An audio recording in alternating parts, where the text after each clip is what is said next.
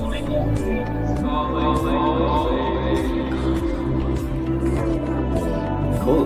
all beings.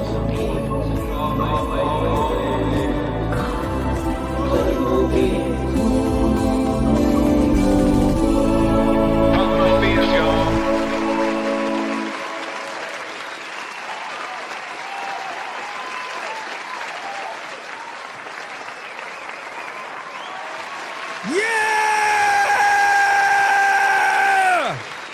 Woo!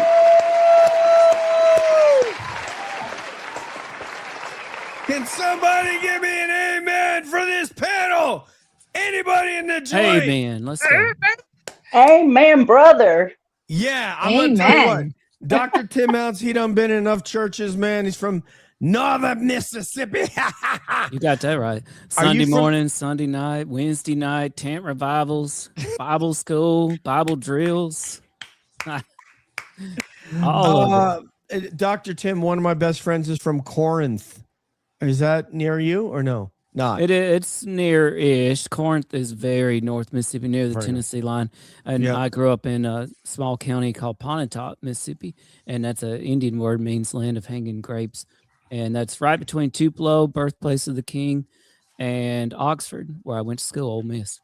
And when he says the king, hopefully everybody knows that means Elvis Presley. So I was like, oh, do they think I'm talking about Jesus?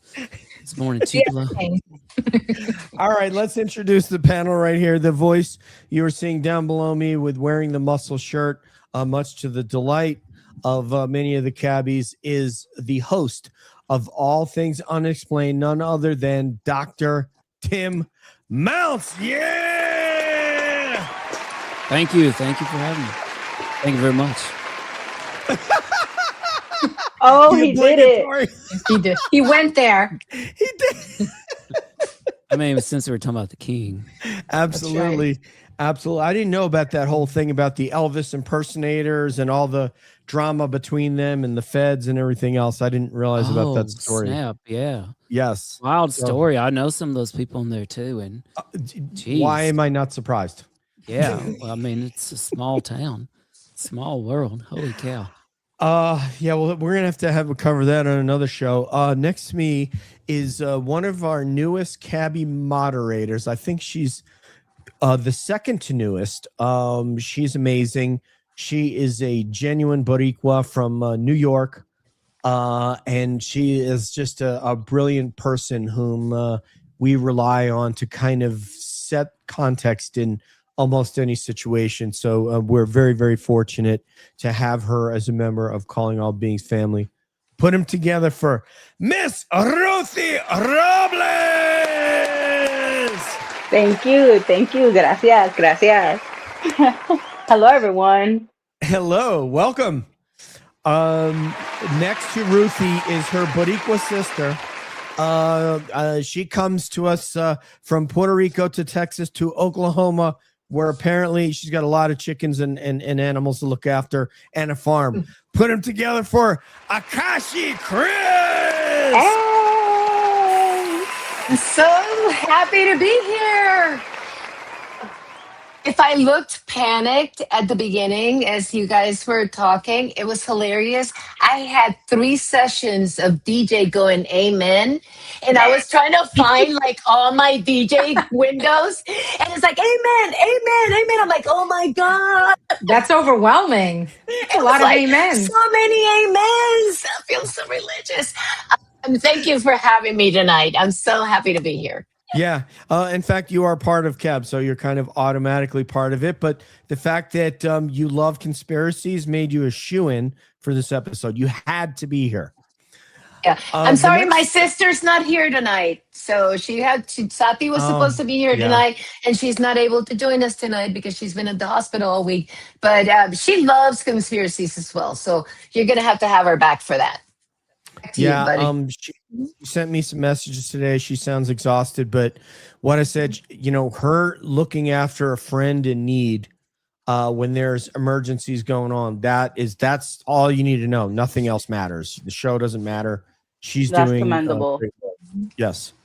Up above Akashi is believe it or not, somebody who also has a conspiracy she about to bring out tonight, Cab co-host Boston Beer.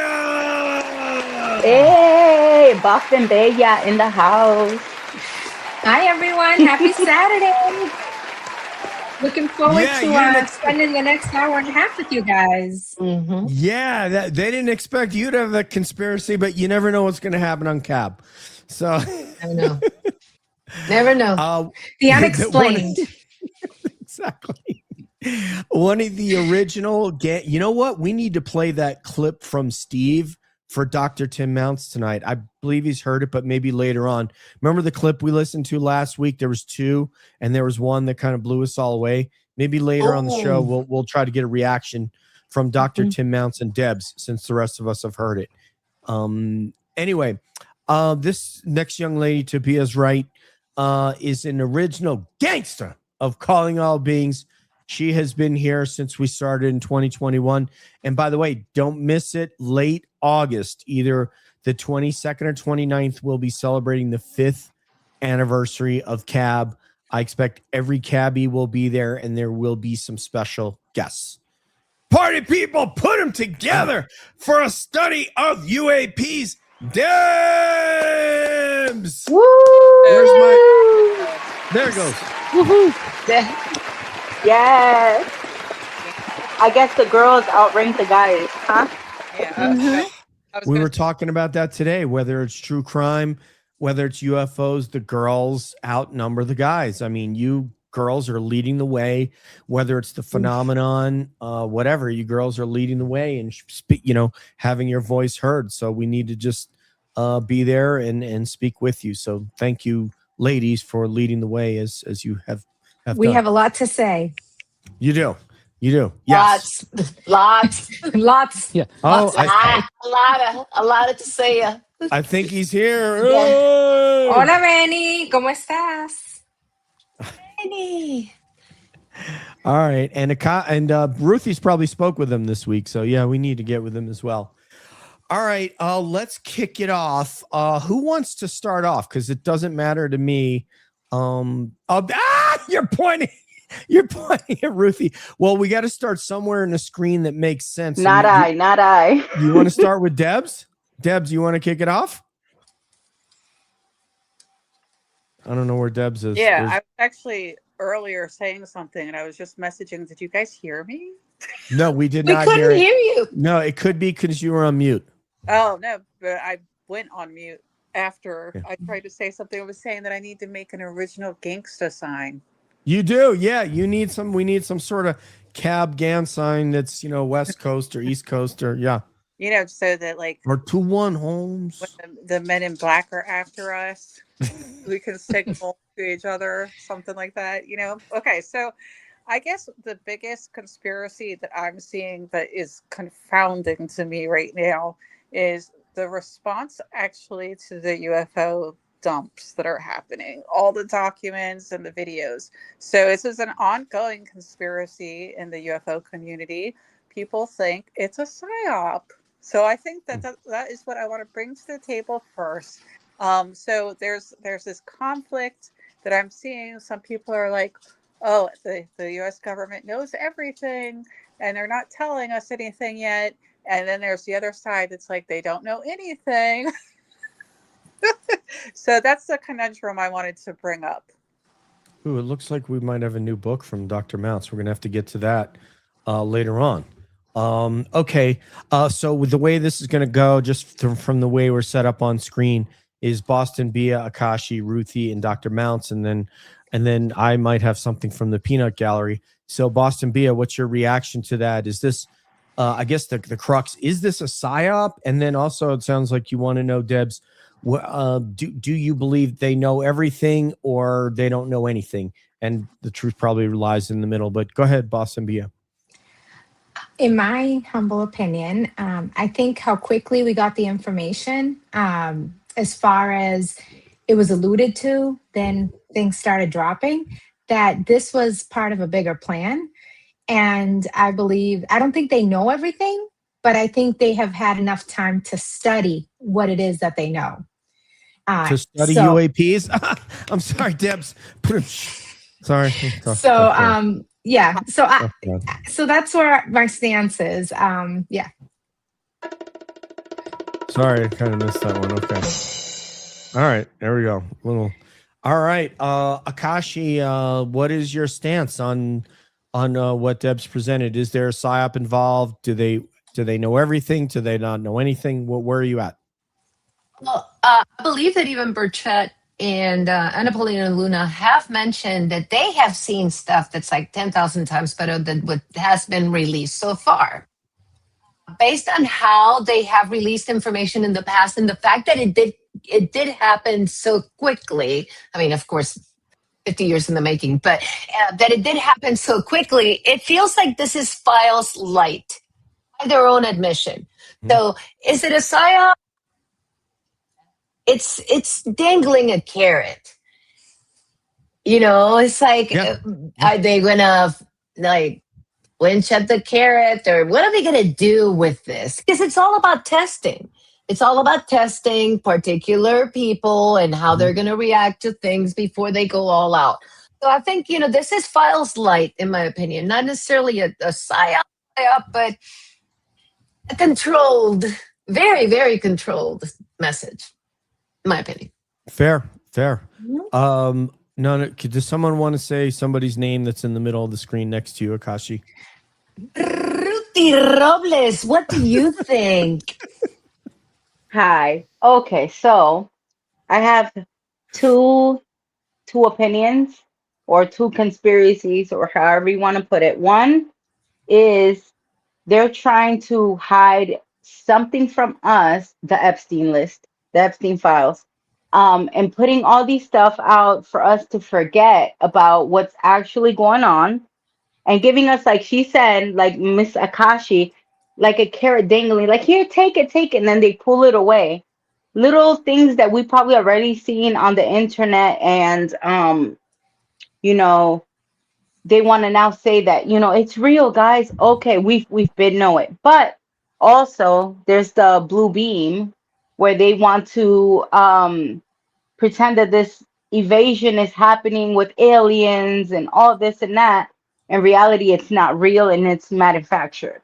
So the way all this stuff is coming in, I want to see a real freaking alien shaking the hands of the president. If I don't see that, then what are you guys telling me? I already know this, you know? I'll tell you what, man. Girlfriend drives a hard bargain. The only one thing I want to say about dangling, You know? the only thing I want to say about dangling the carrot is it's good for the eyesight, right, Dr. Tim? Oh yeah, carrots are real good for us. Dr. Tim Mounts, the host of All Things Unexplained that he does with his co-hosts CJ and Smitty. They're three really smart people. Every one of them has taught school, and you can tell clearly I wasn't one of their students, or I'd be smarter. Tim, what do you think about that as far as is there a psyop going on, and do they know everything? Do they know nothing? Where are you at on the continuum? Well, look, first of all, we should never expect anything from the government. That's just the way it is. And there's no doubt in my mind that these UFO files, and there is some intriguing stuff in there, mostly the historical stuff, but there's no doubt in my mind that there is somewhere between disinformation and psyops going on within these files and what we are seeing. I mean, just look at the new involvement of Dr. Phil. I mean, believe it or not, that actually had, I mean, he got the last files early. His involvement actually has some people very concerned that because he is a voice of reason, a voice of trust for a lot of people, and that his involvement is a sign, a signal of some sort of potentially catastrophic disclosure that is imminent. Now, that is what some people think. But then look at the debacle that was aliens.gov. Like, what a farce. It was very reminiscent of the Phoenix Lights farce, where the mayor of Phoenix went in front of everyone and brought out this dude in an alien costume and just made a big joke out of it, right? Like, just when you think they're taking it serious, they do something like aliens.gov. And by the way, they totally played up, the extraterrestrial UFO angle of that in just a humiliating way. That was horrible. But there are some very serious things embedded in these files. Like, there's one particular incident, and I won't talk too much more on this, in the Western United States. It's been in the first three releases at least. The FBI, it involved orbs, it involved the military helicopters chasing the orbs, looking for them, a cave or a cavern entrance. It involved the FBI responding. And in my opinion, there's really only two ways the FBI responds here. And one is espionage, and two is the FAA. And both of those could have been in play here because we have public reporting of our sensitive sites where FAA airspace has been shut down in Palmdale, for example. And then in Plant 42, they were being invaded by what they called at the time drones. And at the exact same time, the population in Palmdale was literally seeing things in the sky and reporting them as UFOs. And then we have the creation of this UAP Advisory Council with Avi Loeb. And by the way, their primary objective is national security. And then a lot of people forget in 2024, we had this lawmaker, Jeff Van Drew. He goes on Fox News Live and he says, there is an Iranian mothership off the East Coast launching drones into the United States. He said he has sources that told him that. So it's hard to know exactly what to believe, but it's clear to see that there's some sort of funny business going on. I just want to respond to Steve, but before I do, I want to welcome back. This young lady had been missing. She had things going on. She is the OG of cab moderators, and I'd like to give a round of applause for our amazing mod, Jules. Welcome back, Jules. Hooray, Julie. And we also welcome Sarah Shockenhara from a friend's birthday party, and we always celebrate people taking care of their business. The show can wait. We can wait. You go and take care of what you got to take care of, and we're ready to welcome you in. Relative to what Steve Wolf says, I will say that Kurt Russell was not the only one flying about during this Phoenix Lights. That Luke Air Force Base, which housed at that time in 97, they had a wing of F-16s there, and they also launched, as you would expect, during Phoenix Lights. And I have not heard, and I don't know if Dr. Tim has any direct testimony or Debs from those pilots, but the crew chiefs who caught those aircraft when they landed they have spoken to people in the UFO community and said these guys were like white as a sheet when they landed. Whatever they saw up there, however the size of this craft, I mean, that would look like Independence Day, as big as that craft was. It was miles across. So yes, Luke Air Force Base did. I don't want to use the word intercept because you're not intercepting something like that, but they did go up and have a look at what that craft was. Now getting to my answer, since the peanut gallery is going to weigh in tonight, we're a little light on, we expected a couple more conspirators, I guess we could say. So in answer to your question, is this a psyop? And this is kind of not going to diverge at all from what Bia, Akashi, Ruthie, and Tim said. There's always some sort of a psychological operation going on because you want to control disclosure. Otherwise, it's just letting everything out there, let everybody see everything, see what happens. And that's never a good idea when you're in government because you don't know what's going to happen and you don't want to release information without having a very, very good idea of what the result of that is going to be from that standpoint. Dr. Mounts mentioned Dr. Phil, one of his colleagues, another PhD OGG. And there have been PhDs in psychology and sociology that have consulted with the White House on this topic for decades, literally decades. But Dr. Phil happens to be a face that we all know and that America trusts. I think Ross Coulthard said something analogous to that. And it's true that, someone like Dr. Phil has, decades himself on television. He's a trusted voice of America. Obviously, he has the trust of the administration, and they elected to utilize, collaborate, synthesize with Dr. Phil on some elements of disclosure, the exact nature of which we don't know, but I'm for my part, I'm really glad about it. As far as the second part of your question, Debs, they definitely don't know nothing, and they definitely don't know everything. And I don't think that should surprise anyone on the panel or anyone in the audience. And now, how do we know that? When you listen to the best sources on this topic as to what the government knows, the best sources we have are people like Jim Semivan, because he was, I don't know, head of foreign service officers for the CIA. So if he says something that he believes it's this, take it to the bank as far as what the government knows, because we know that the CIA has knowledge on these programs, as well as other entities that we don't even know the source or what agency these entities work for. Department of Energy, we don't know.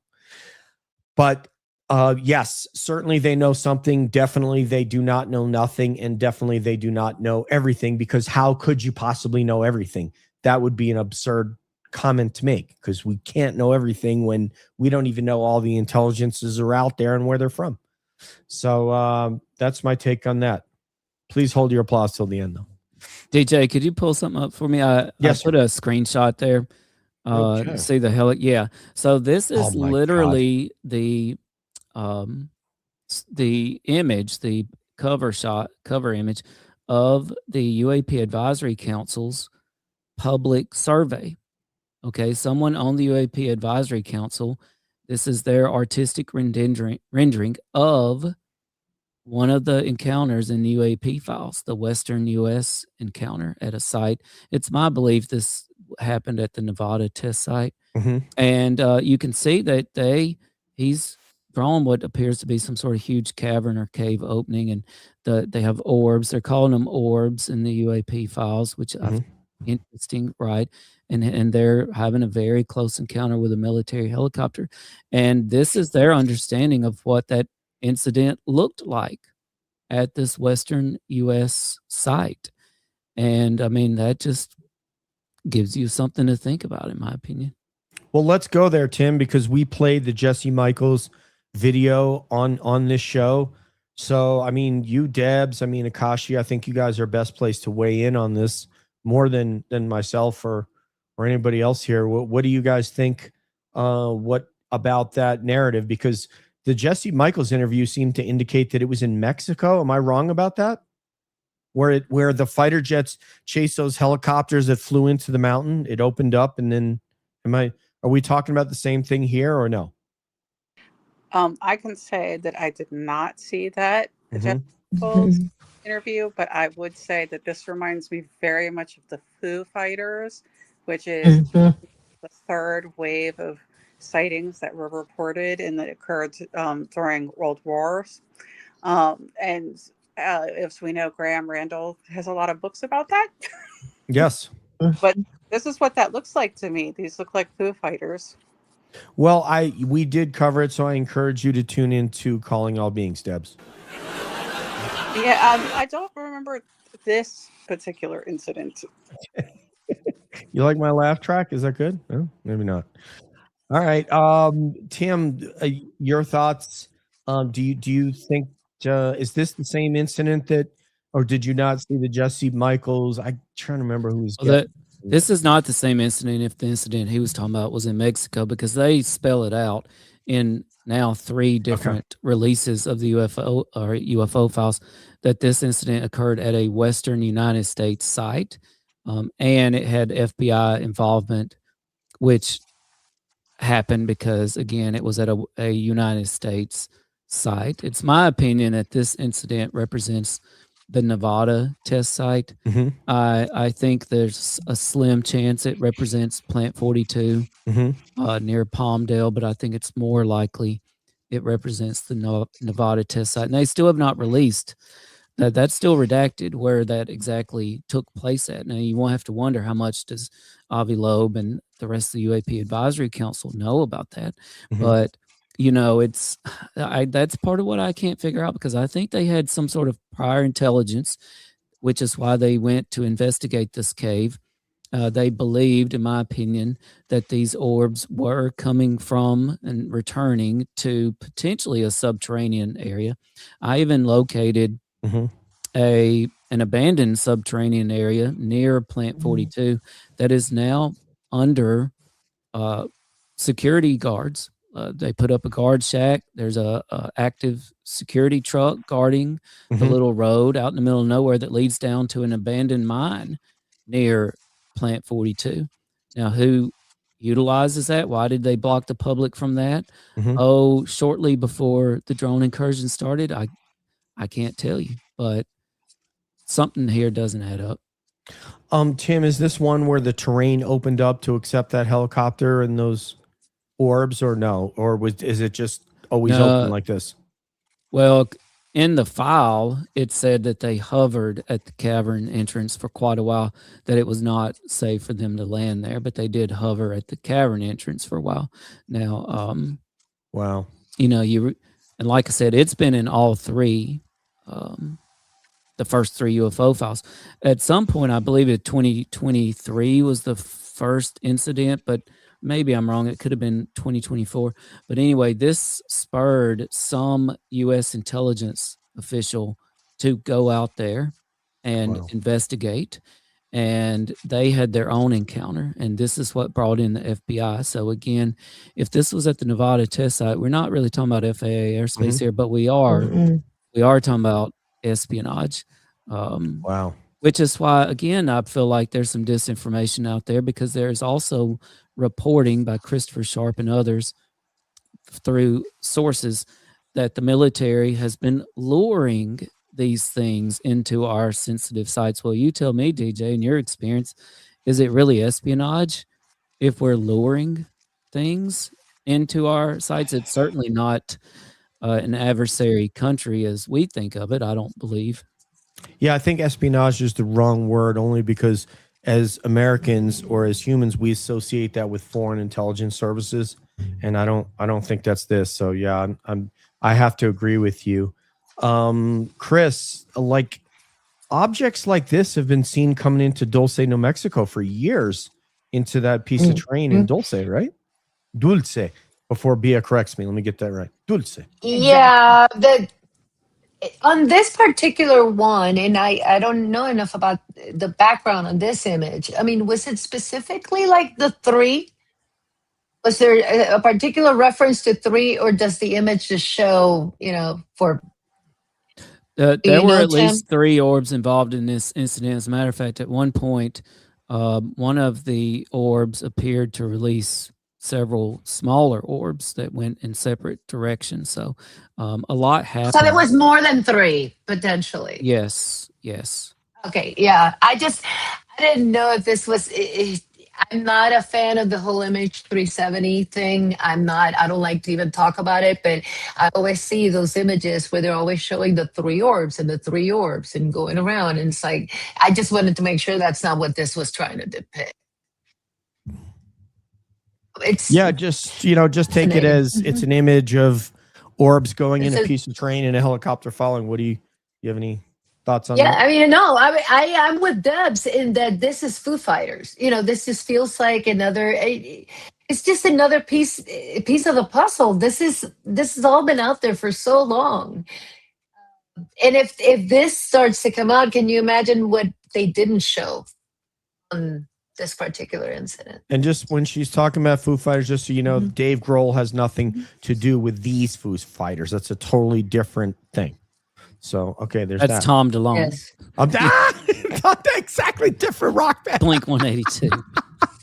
All right, let's get everybody off the screen. It looks like we got Can I say something, DJ? Yes, please. Hold on. Yeah. So here's what I like. Yeah, you notice that we are the U.S. Helicopter is behind them, and it's not that they're coming after, and the U.S. is kind of running like scared. So that image kind of gives me a sense of strength for our on our side that we are following. So we look like we're more in control rather than they're coming after us and like we're scared of something happening. So that actually gave me some like confidence.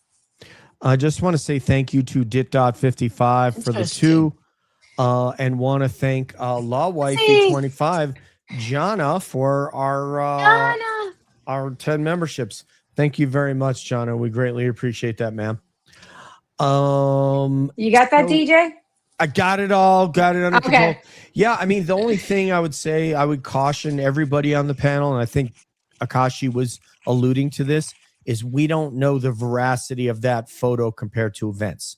And I think that's what she's getting at, is sometimes they're using technology to create a photo and it doesn't necessarily even represent the narrative or what actually happened, or if there is an actual photo of this from, because a lot of times aircraft, like here, just to give you kind of like a frame of reference, you're looking at what looks to be, I mean, it could be an MH-60 from the 160th. It could be an HH-60 from the Air Force, but generally they fly in twos. So there'll be a wingman. Even my aircraft I flew, we would a lot of times we would fly in a pair. So especially if you need more than one to get the mission done. So if that's the case, there could be a photo of Chalk 2, what we would call number 2 in the formation, taking a photo of Chalk 1. And what Akashi's saying is this photo may not represent what it actually looked like. So we got to be careful. And if we put your thought and Bia's thought together, because I like where Bia was going with this, what did she pick up on? The strength, right? Yes. You know, she's looking at it from a different perspective. So she's picking up on that statement of strength. So what we're looking at, it might be a message of strength. We're still in control, guys.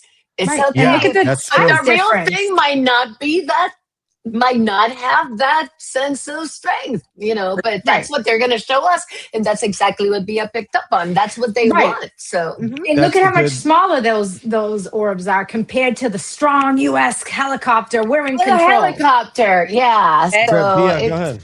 And what is that? You just got to keep in mind here, though, what this is. This is the cover art for the public survey of the UAP Advisory Council, which has been formed to help the military. It's actually a cross entity group, so FBI, CIA, military, government, to help them figure out what these things are. And so on the flip side of this coin, that's not strength at all. Like, that's admitting we have no idea what they are, where they're coming from, where they're going back to, who they belong to, how to stop them. That we're literally admitting to that, and we're now asking Avi Loeb and a A-team group of scientists to figure out what they are. It reminds me, I've compared this situation to, and it's not a perfect analogy, I've compared it to the group put together at Bletchley Park, World War II, to attempt to crack the Enigma code. Ooh. Oh, meaning the German comms, or what do you mean? Meaning that this is a serious military situation that we're having to bring in outside experts in on to get to the bottom of it. And I think that it's knowing that it could be of potentially equal seriousness to the military that should, really make us continue to dig into these cases and try to get to the truth. And you know what? Several years later, you still are, and we still are, and Bia has joined us, and it's a worthwhile endeavor. I mean, it can't really get any bigger than Are We Alone? I think that's been said in many interviews with people like Ross Coulthard. Actually, the first interview question with Ross Coulthard and David Grush was what? Anyone remember? He said, "Are we alone?" And David said, "We're definitely not alone." And this guy was cleared high enough to go brief at the White House.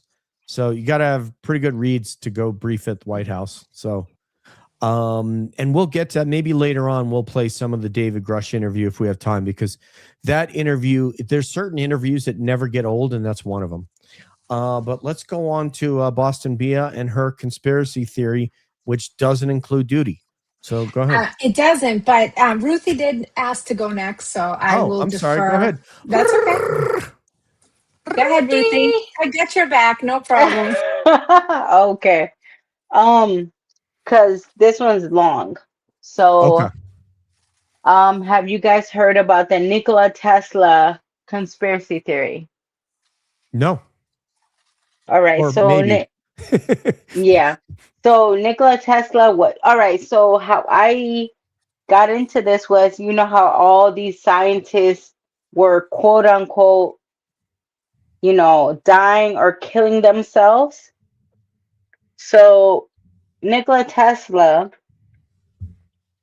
um, apparently he was a mad scientist to some, and he was a very um okay, smart people to others. I'm sorry. That's fine. So Yeah. so he was obsessed with the uh great pyramids of Giza, right? So a lot of people don't know what the um pyramids of Giza were made to be or whatever, but in Mhm. his mind, he thought it was an energy source. He was Mhm. very obsessed with it. So he found a way to harness the energy of the earth to make free electricity. He did this experiment, I think it was in Colorado, and many people say that they saw lightning bolts falling from the sky. And in his notes, he wrote how his experiment worked and all the bolts turned on with like free electricity. And we all know that electricity is one of the biggest things that people pay for. So of course that's not good, right? Um, he was targeted, in my opinion, conspiracy theory, because he found a way to do a um, collecting energy through the environment, through the energy, and with that, he can give free electricity to everyone. He also was known as a mad scientist who created a death ray. And in this conspiracy, this happened in World War II, where he was found dead. I believe he was like 80 years old, but the thing is with his death, that within an hour of his death, American alien programs and secret services took all his stuff, everything he ever put down in letter and words, all his experiments, um, and it disappeared. A lot of them were missing, but now it comes to where his findings connect to HARP, which is a supposedly quote unquote, again, quote unquote conspiracy theory. HARP is a company or whatever you want to call it that can affect the weather. And again, with the death ray, there's a lot of people that talk about seeing electric rays coming down to start fires and all that. That's a whole different thing. So after his death, they took all his files and many things they did not understand, but many things they did. And the conspiracy theory is that Nikola Tesla found a way to do free energy for the world, but companies like Morgan and Morgan took over or quote unquote maybe killed him to get all that to themselves. That's it. Take it away, Akashi. Thank you so much, Ruthie, because Tesla's story is so tragic. It's like, it kind of reminds me a little bit of the Truman Show. Whenever Truman wanted to get somewhere and there was always an obstacle, this is what happened to Tesla all the time, right? That they destroyed the death ray was called Teleforce. And of course, it's all conspiracy theory, right? But, he called it cosmic energy, what he found. It's like a way to harness the earth, to use those natural resources, and get away from this crazy churning of energy that we have right now, because we just don't want to accept it. So it's so sad. He died alone, broke. Everywhere he turned, he was turned away for somebody else, or his equipment was destroyed over and over again. Or like you said, his paperwork was taken, all his work was stolen and taken. And where did it go? Who knows? So I love Tesla's story. He's so sad, but I love that. I've always wondered the whole 369, his obsession with 369. What was he thinking? So thank you so much, Ruthie, for bringing that to us. It's a good one. I think the mall had it right, Akashi, because they had that store 579. So they're only off by 2. Tough crowd. But I used to love that store. Oh my goodness. That was my I store could never back in the shop day. at that store. Good for you, skinny. Some people had to go to the fat girl store. she's like, do you have 9.5? And they're like, no, we'll cap it at 9. Don't worry, I'm in no danger of shopping. Exactly. I need the husky kids clothing. The modern world owes Pennies. I'm going to JCPenney. Gosh, the modern world owes Nick. My buddy bought a pair of pants. Smitty, he bought a pair of pants at Fred's one time because he spilled his something on his other pants. Like, if you want to get some cheap pants, get them at Fred's, son. Let me tell you. Fred's. I'm sorry. Back to you. Oh, Margaret. Owes Nikola Tesla a great deal of thanks, but we definitely did not get all his tech, only this stuff. They could probably, I guess there's alternating current for one of them. So yeah, Boston Bia, take it away on the Nikola Tesla conspiracy. Well, admittedly, I didn't know a lot about him, but one of the things I was doing behind the scenes is trying to see if he was part of the Tesla car company. But it does look like the Tesla brand was named in honor of him. Right. So, and it's also no coincidence that also like solar panels, like my bill to the solar company is from Tesla.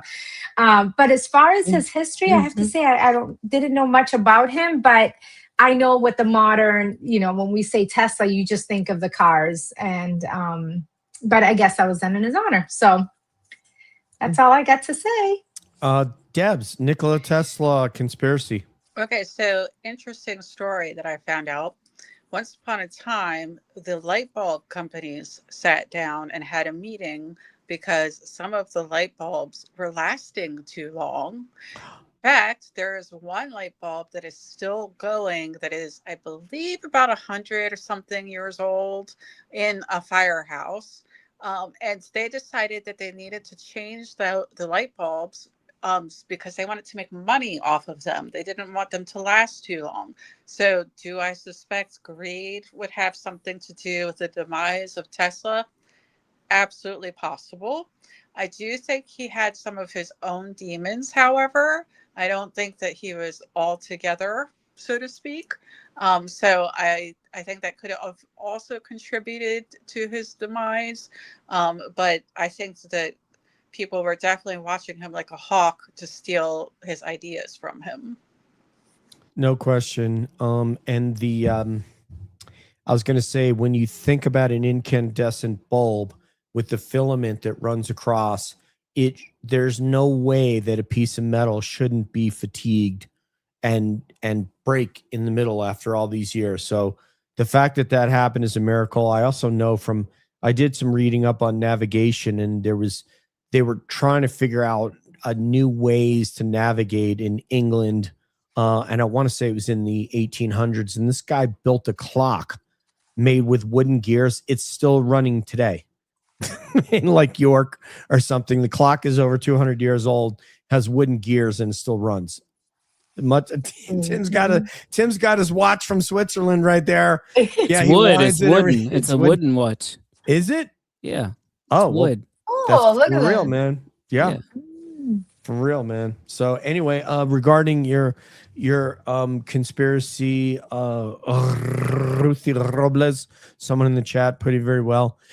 I don't. First of all, I want to confess I don't have a lot of knowledge on Nikola Tesla, so I wouldn't go there. This is a conspiracy that I've heard for the last 5 years about since I started studying UFOs. That I have heard about Nikola Tesla. So I find that there probably is a lot of credibility in that. There's obviously been movies and documentaries made about him. He was in competition for which electricity would power America with Thomas Alva Edison.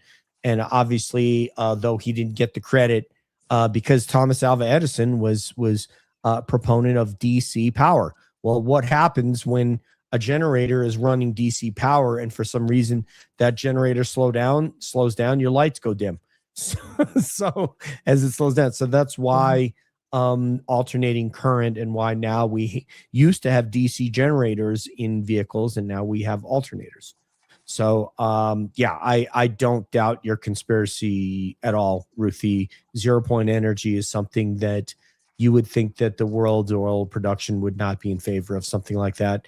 People have been killed for very, very ridiculous reasons that would be at the bottom of a 10,000 line continuum compared to someone producing something that would make companies in stock tank. Especially when you look at the stock market crash of the 1920s. Dr. Tim. Yeah, so thanks for that conspiracy theory, Ruthie, because I think it's the perfect conspiracy because it still resonates strong today. And it's a great continuation of our previous topic from Deb with the UFO files. Because, and by the way, thank you for bringing up the light bulbs because a lot of people may not realize this, but we all in this country may have something in our light bulbs right down the roads from the All Things Unexplained studio. This is actually going in my next book, and that is tungsten. And so 2 brothers down the road here in North Carolina discovered at the time the largest North American tungsten deposit in known at the time, and they discovered that wow, this stuff has a really high melting point and is perfect for things like covering tanks in them and then later on light bulbs. So I'm glad you brought up the light bulbs. But Tesla, and I think Ruthie brought up the Epstein files earlier. I think it can tie in here because I do think the UFO files could be a distraction from the UFO files because from what I've been focused on the Epstein files just on one thing, and that's his connection to science and mathematics, physics. And I fully believe that if not Epstein himself, whoever was behind Epstein, they were attempting to achieve a new breakthrough in physics and mathematics. And that should be frightening because he also had conferences on the apocalypse. He literally had conferences called doomsday conferences. And the last major breakthrough in physics major breakthrough, we had a little something called the atomic bomb come out of that. And I think it was Einstein that said that he didn't know how World War III would go, but World War IV would start with sticks and stones. And so I think that, we hear all this talk about free energy, but that could come at a price too, right? If we have a breakthrough in gravity, in physics, and we're talking about the military is almost certainly going to be involved here. We have to believe that, this could have also the potential for incredible harm in the world. Ruthie brought up the death ray. That's applicable today too, because look at the reporting that 60 Minutes has done with the Havana syndrome. I mean, what would you call that if not a death ray? It literally is a direct energy weapon that we know is being used on scientists and officials around the world, potentially. I had an astrophysicist after a podcast one night tell me off the air that a colleague of his had been attacked by a direct energy weapon and had physical damage from that, and that they were literally afraid to leave the country because they did not know what would happen to them. And this is because of a literal death ray. And so I think that the Tesla conspiracy theory is terrific because it continues today and continues to resonate. Yeah, when you look at the energy that he created and what it looked like, it looked like lightning bolts, right? So, Ruthie, when you talk about a death ray, if you're just harnessing and containing that energy in one single beam, if you can harness that into a beam, you have a death ray.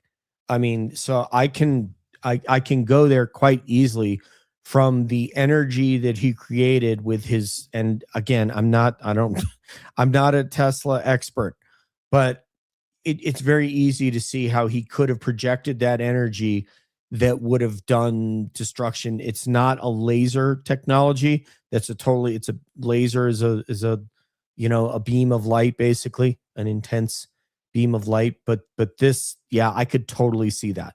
Totally could see that. So that was a great one, Ruthie. Thank you very much. And maybe we should give a little bit of an applause to Ruthie Robles.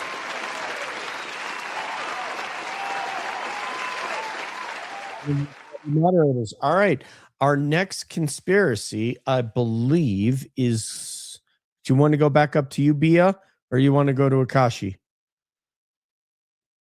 On mute, it sounds good. It sounds like. Oh, I said you can go to Akashi. That's fine. Okay. Akashi, with your conspiracy, what do we got? Okay, so everybody thought that I was going to come in with explosive diarrhea with the Cyclospora breakout. But I pivoted at the last minute. But and I think this one's actually pretty important and really relevant to the conversation that we're having here. We can talk about diarrhea later. So let's talk about. Everybody likes to talk about diarrhea, but that is a totally different show. Not for this show. But so there was an article written, Popular Mechanics, seriously speaking, there was a Popular Mechanics article written the other day that talked about inventions that the government doesn't want you to know about. Mm-hmm. And it was looking at all these projects, right, that go unpublished. And it was actually quoting, I didn't know that this existed, and tell me, I might just be stupid and new to this, but the Invention Secrecy Act of 1951. Did you guys know about that? No. Okay, so this is really interesting. If a patent application contains technology considered potentially harmful to national security, the government can place it under a secrecy order. Well, guess what? There was like 6,543 patents that are under the secrecy orders. It does not have to be government related. So they can review all these patents and basically say, this does not get released, and nobody ever really hears about it. And there was a FOIA. So what the article was talking about was a FOIA that was done in 2010. That showed that some of the logs said that the things that were getting flagged were energy efficiency. So this kind of ties it all together, right? We got the Tesla piece. We got, the stuff that Tim was talking about. It's like, is this law the way that things are being suppressed? And maybe it's, money related. Maybe it's not, national security, because that's pretty subjective. This goes back to UAP, right? Don't release it because of national security. Same thing. But now it is like this blanket, and look at the year 1951. You had the CIA created, you got the 1947, all that started to happen. And this law sitting there just protecting, making sure that patents don't get out that they don't want. So, what you guys think? All right. Who is next to It's you? We're not gonna- diarrhea, but yeah, it's you know what? Nothing try is it. going to be as good as diarrhea. We're gonna suffer without that. I don't know which direction. Let's reset. Let's go to Debs, and then we'll go to Bia, and then Ruthie, and then Dr. Tim. So let's start with Debs. I think that's fascinating. It is slightly alarming. I'm kind of like in the middle when it comes to politics, but I'm also sometimes inclined that the government shouldn't have that much control over us, which goes a little bit, I don't know, towards the Republican side, I think. But I don't appreciate that they're hiding those things, and I know that greed is definitely one of those things that contributes to that. Um, when what comes to mind for me on this is, the Astro car and some of the hovering platforms that were created in the 50s, and we didn't even get to learn about them until, some 70 years later, So how many things are they actually using that people are trying to patent for their own use and that we're not going to find out about for 70 years? Boston Bia. So I was looking it up, and they have over 6,500 active secrecy orders in place, and it's still active today. So yes, it allows the government to suppress the disclosure of patent applications, and that restricts exports and prevent technology from being commercialized. That's pretty interesting. That Right? we know who's in control. And Mhm. they can hide it under a secrecy because they want the technology that somebody is thinking of. So that's pretty interesting. I never knew that existed. So thank you for bringing up a great topic, and it's definitely worth diving into a little bit more. Now if you Thanks could for looking that up. Yeah, thanks for looking that up, because I think this could lead to some other convos. Thanks, Pia. yeah, Absolutely. I have a follow-up to this one as well, but it's not my turn yet. So if you could introduce the person sitting in between Tim and Akashi Bia. Sure. Ruthie Robles. I always get the wrestler intro. Um, so yep. Sorry, I got hiccups. So my thought is the government is gonna make you think whatever they want. And you Uh-oh. know, I think we're losing some of your audio. Go ahead. can you hear me now? Yes. Okay, well, the government wants to let us think and hear a certain thing, which it doesn't matter at the end of the day. But I agree with Akashi, and you know, Yeah. I'll follow up with this one real quick. I knew this act because I worked in industry in between what I do now, like for Lockheed, and says the Export Control Act, which is covered under 22 U.S. Code Chapter 39. And that basically prevents foreign companies from selling arms defense contractors. That could be Lockheed, that could be Boeing, that could be Raytheon, that could be L3, that could be any of these contractors from selling to a foreign government. Because, so in other words, if somebody let's just say I don't think there's any countries with an F-35. I don't think that technology is out there. There are countries that have F-22s. Let's say we were to sell an F-22 to the Saudi Arabians.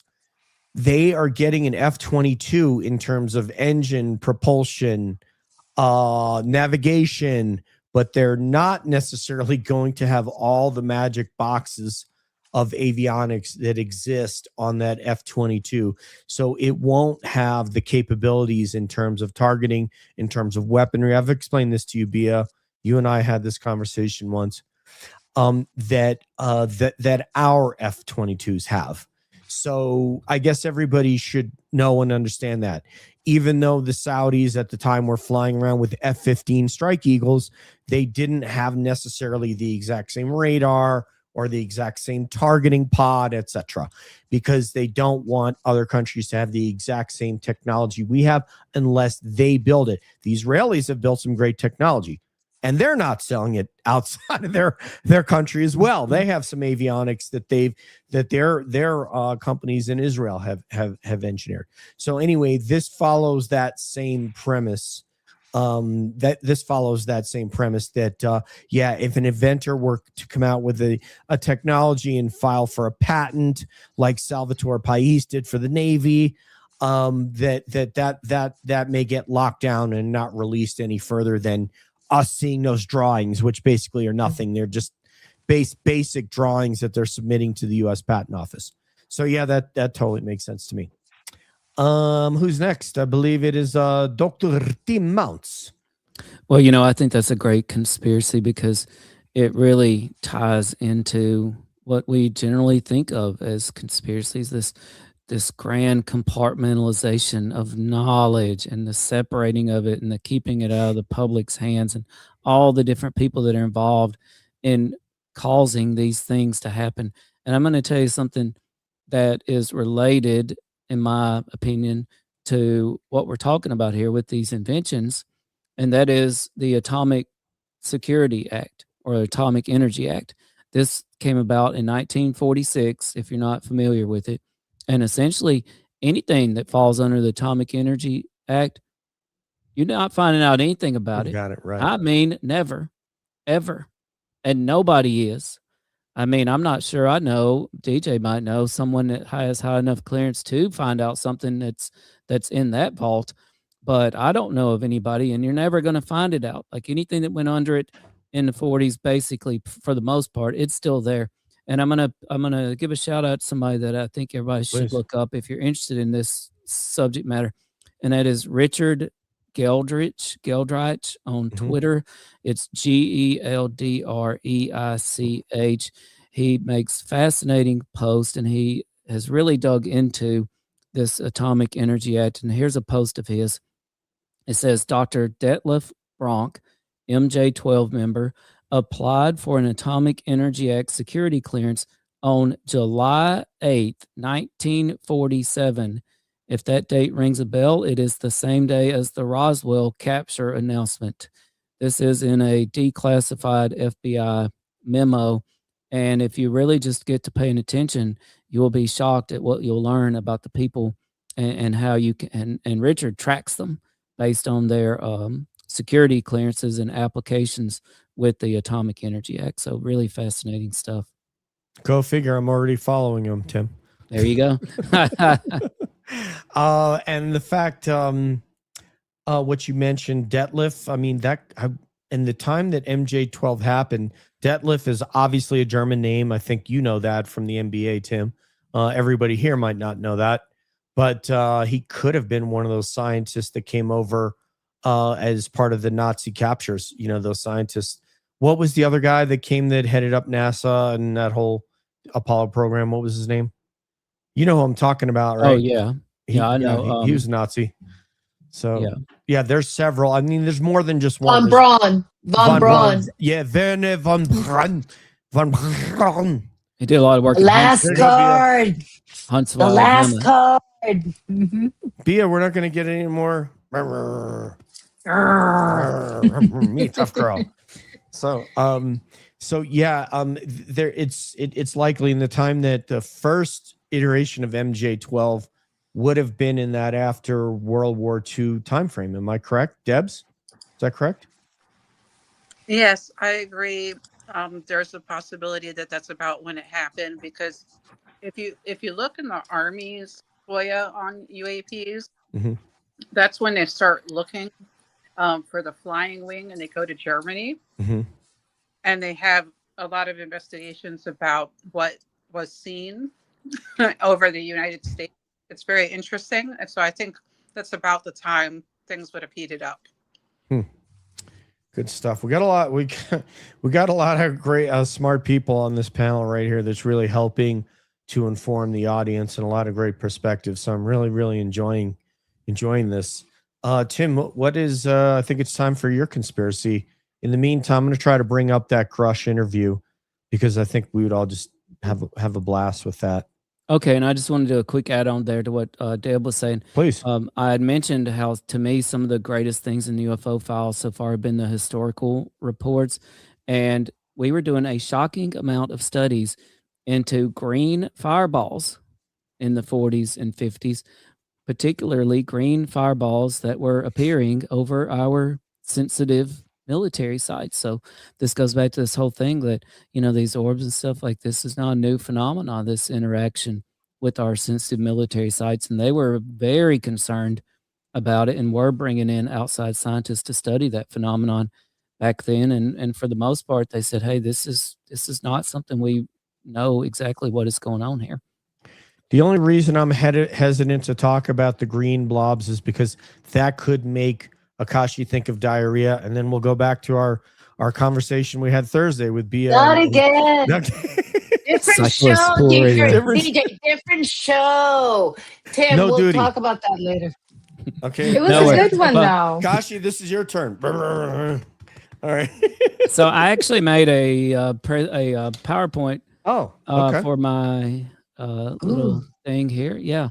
And I'll see if I can run down it. So I'm fascinated with Mount St. Helens, and we all kind of know about the tragic situation that unfolded there in 1980. But did you know that a lot of people believe that something was hidden after the Mount St. Helens eruption? And this is a Bigfoot cover-up conspiracy involving the 1980 Mount St. Helens eruption. And of course, 8:32 a.m. on May 18th, 1980, the north face of Mount St. Helens collapsed and the mountain exploded sideways.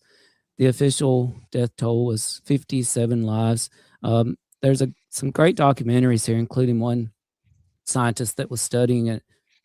He seemed like he was at a very safe distance, but of course, when it erupted, he was not able to escape. But he captured some of the most iconic footage, unfortunately, in his death that we have of the incident. But there's also a persistent legend involving the Mount St. Helens eruption, and that is it didn't just kill people and wildlife as we know it, but it also killed something else, and that evidence was hurried away by the military. Mm-hmm. And here's basically how this legend was built. So it kind of has three parts here. So we have the pre-existing legends of Bigfoot, Sasquatches in the area before the Mount St. Helens eruption. And then we have the eruption itself, and then we have the cover-up.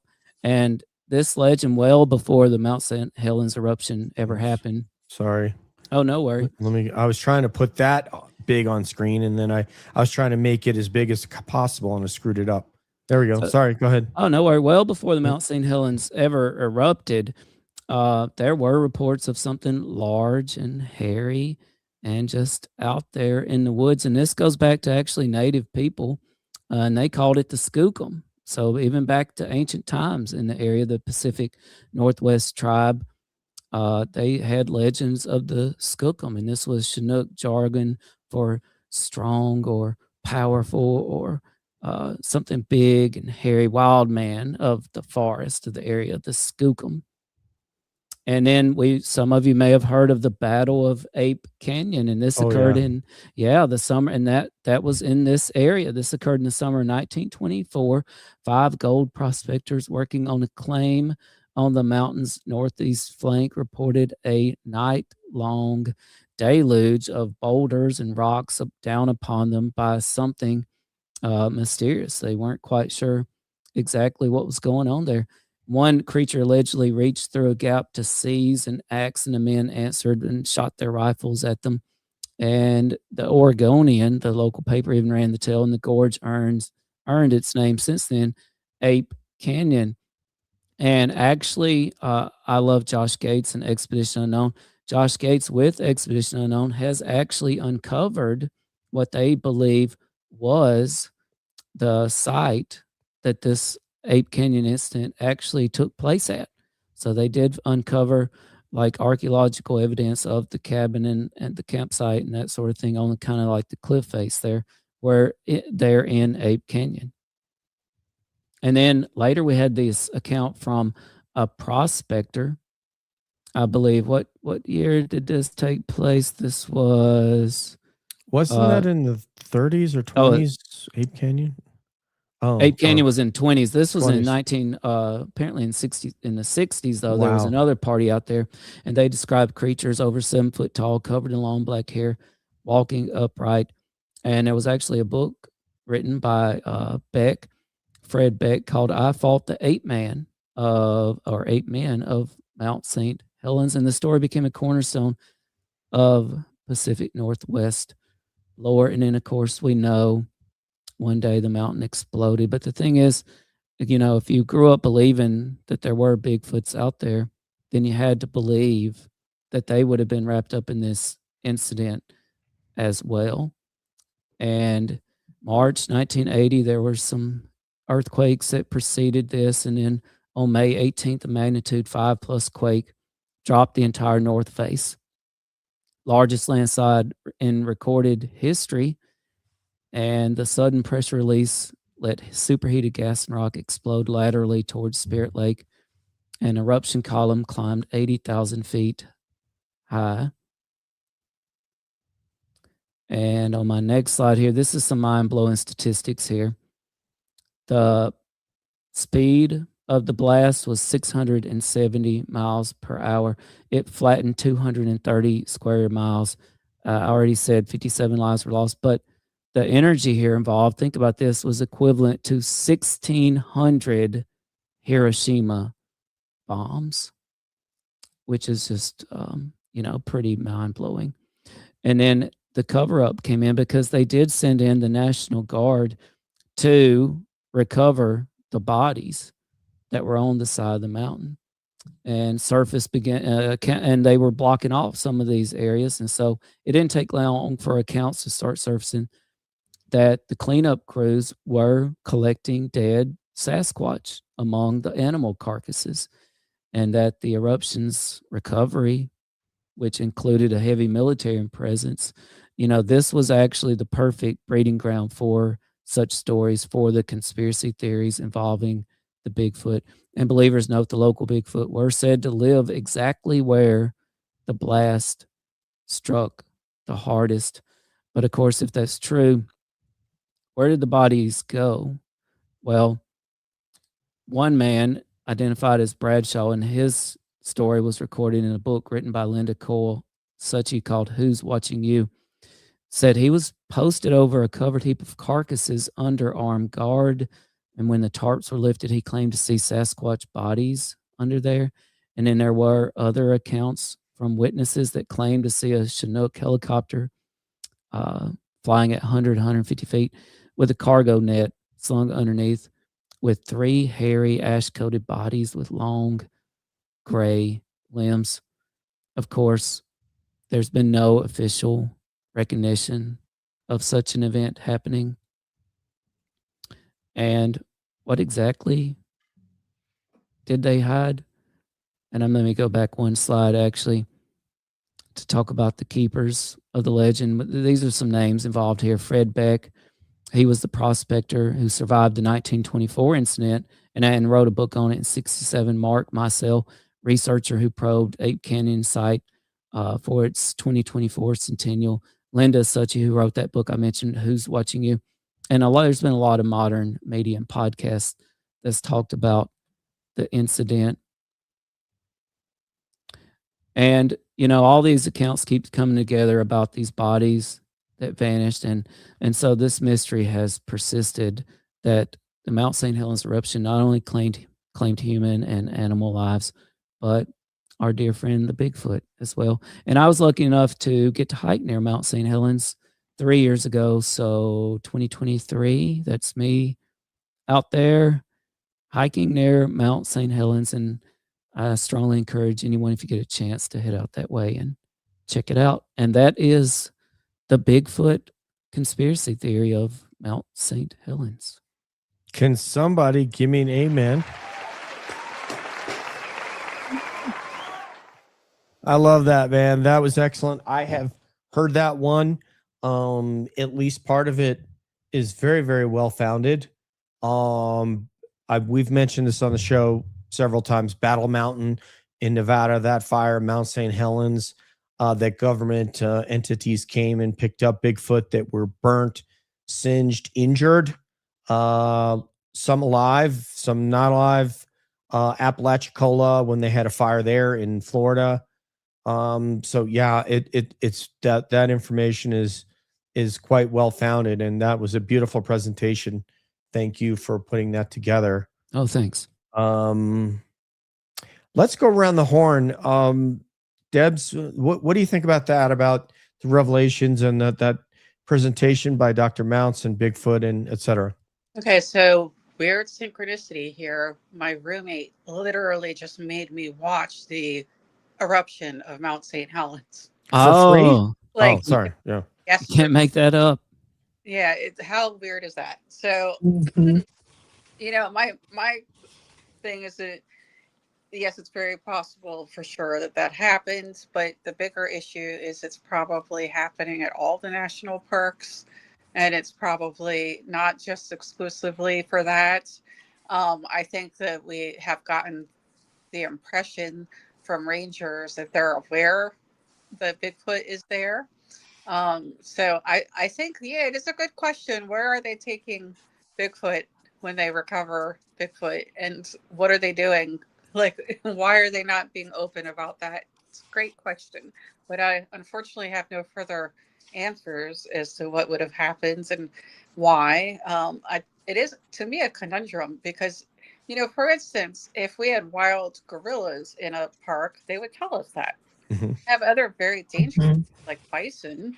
We saw what Mhm. happened recently with the bison, right? So Yeah. On Twitter. Yep. Oh man. Ah. why are we not being told about this? So yeah. Debs, if I had to ask you yes or no, do you think we have that our government has a Bigfoot in captivity? I'm sad to say that I think they have a lot of things in captivity. I get a strong impression, and um, yeah, I don't know why. I just think that they do. And I watched Disclosure Day for the first time yesterday. Mm-hmm. They mentioned freeing an entity in that movie, and I will not lie, I did get emotional during that part. So I think that there's a reason that I have that lingering sense that we have things that are captured that should not be. Agreed. Boston Bia. Well, I think the common denominator here, I think, is the national forests and all the secrecy around it. I think Deb made a good point. If it was, a bison, if it was anything else, any other, they would tell us about it. But yes, I do think they have one in captivity, of course. They have a lot of things in captivity that they've studied. And with all this disclosure, I wonder if they will ever let us know anything about Bigfoot. Good. That's a great question. I think there's no pressure for them to do so, and pressure creates change. And because there's so much pressure from Congress, from former government individuals like Lou Elizondo and David Grush and Christopher Mellon and Jim Semivan and Tom DeLong, the guitar player, and all his contacts and others. There's others other than those guys. But with that, yeah, that pressure does not exist in the Bigfoot universe, and that's the problem. I'll address that when we get to me. But Akashi, your thoughts on what Dr. Tim's presentation? Yeah, I mean, the whole connection. You got volcanoes, you've got Bigfoot, you've got, usually when you have that, you have UAP in the middle. So, all of these things are connected. But, we talk about, I love one of the things that I had as conspiracy was, in my list was the Smithsonian. We talk, when we talk about Bigfoot, I can't help but think of all those old newspaper clippings, the giants and the elongated skull. And those also included these, was it Bigfoot or was it giant? Probably a cousin of the two, but it, those were all out there. Yet, we're supposed to believe that all those old newspaper clippings, they were on the newspapers. That was printed media at the time. There was no AI. There was no photoshopping. There was no technology, and this is where I'm like, where did they wind up? They're probably at the Smithsonian. Not the living, but that a lot of stuff landed over there. You got the tunnels. You've got, you got so many secrets in a place where it's supposed to control the narrative of accepted history. That's what I'm thinking. It's like it's all about history. We can't, if you let Bigfoot out, open the kimono of Bigfoot, you got to open the kimono of a lot of stuff. And I know open kimono is probably a wrong phrase to use. Politically incorrect. But hell, I went to diarrhea. I might as well go to open kimono. So thank you so much, Tim. That was your presentation. I'm glad I didn't follow you. Let's go. I was honestly worried that you were going to do it before I got the chance to. So go for it, Ruthie Robles. I'm sorry, I lost signal, but I'm back. You're back. So with this Bigfoot conspiracy. So the place I'm from is called Schenectady.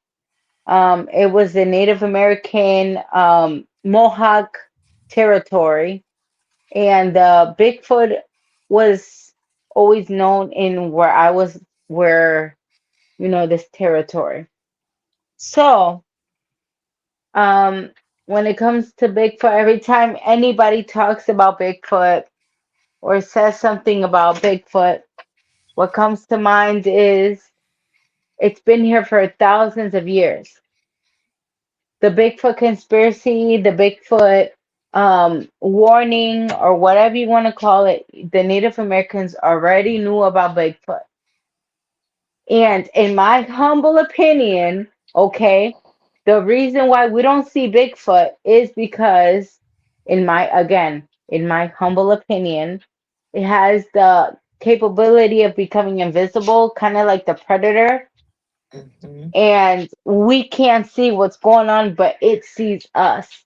It sees what we're doing, and it's scared of us because in my opinion, if the Bigfoot opens up and shows who they are, they're gonna take them and they're gonna do scientific experiences on them, and they know better. They learn. Just like I'm gonna go on a whole different route. Mermaids and all these other things, which are quote unquote not real.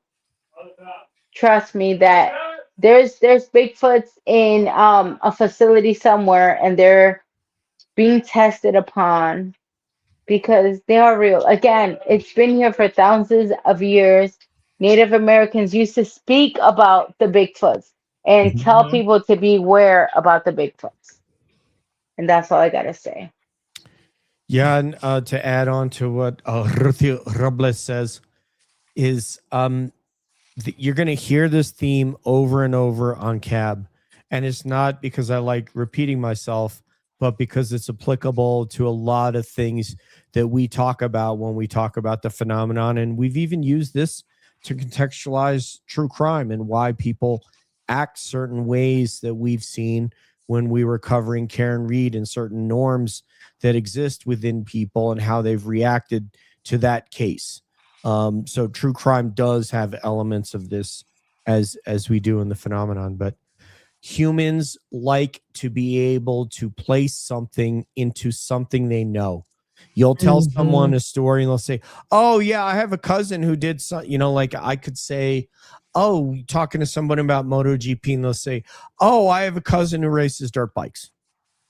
So they always want to take something and put it in a box where they can understand it, where they can feel comfortable with it.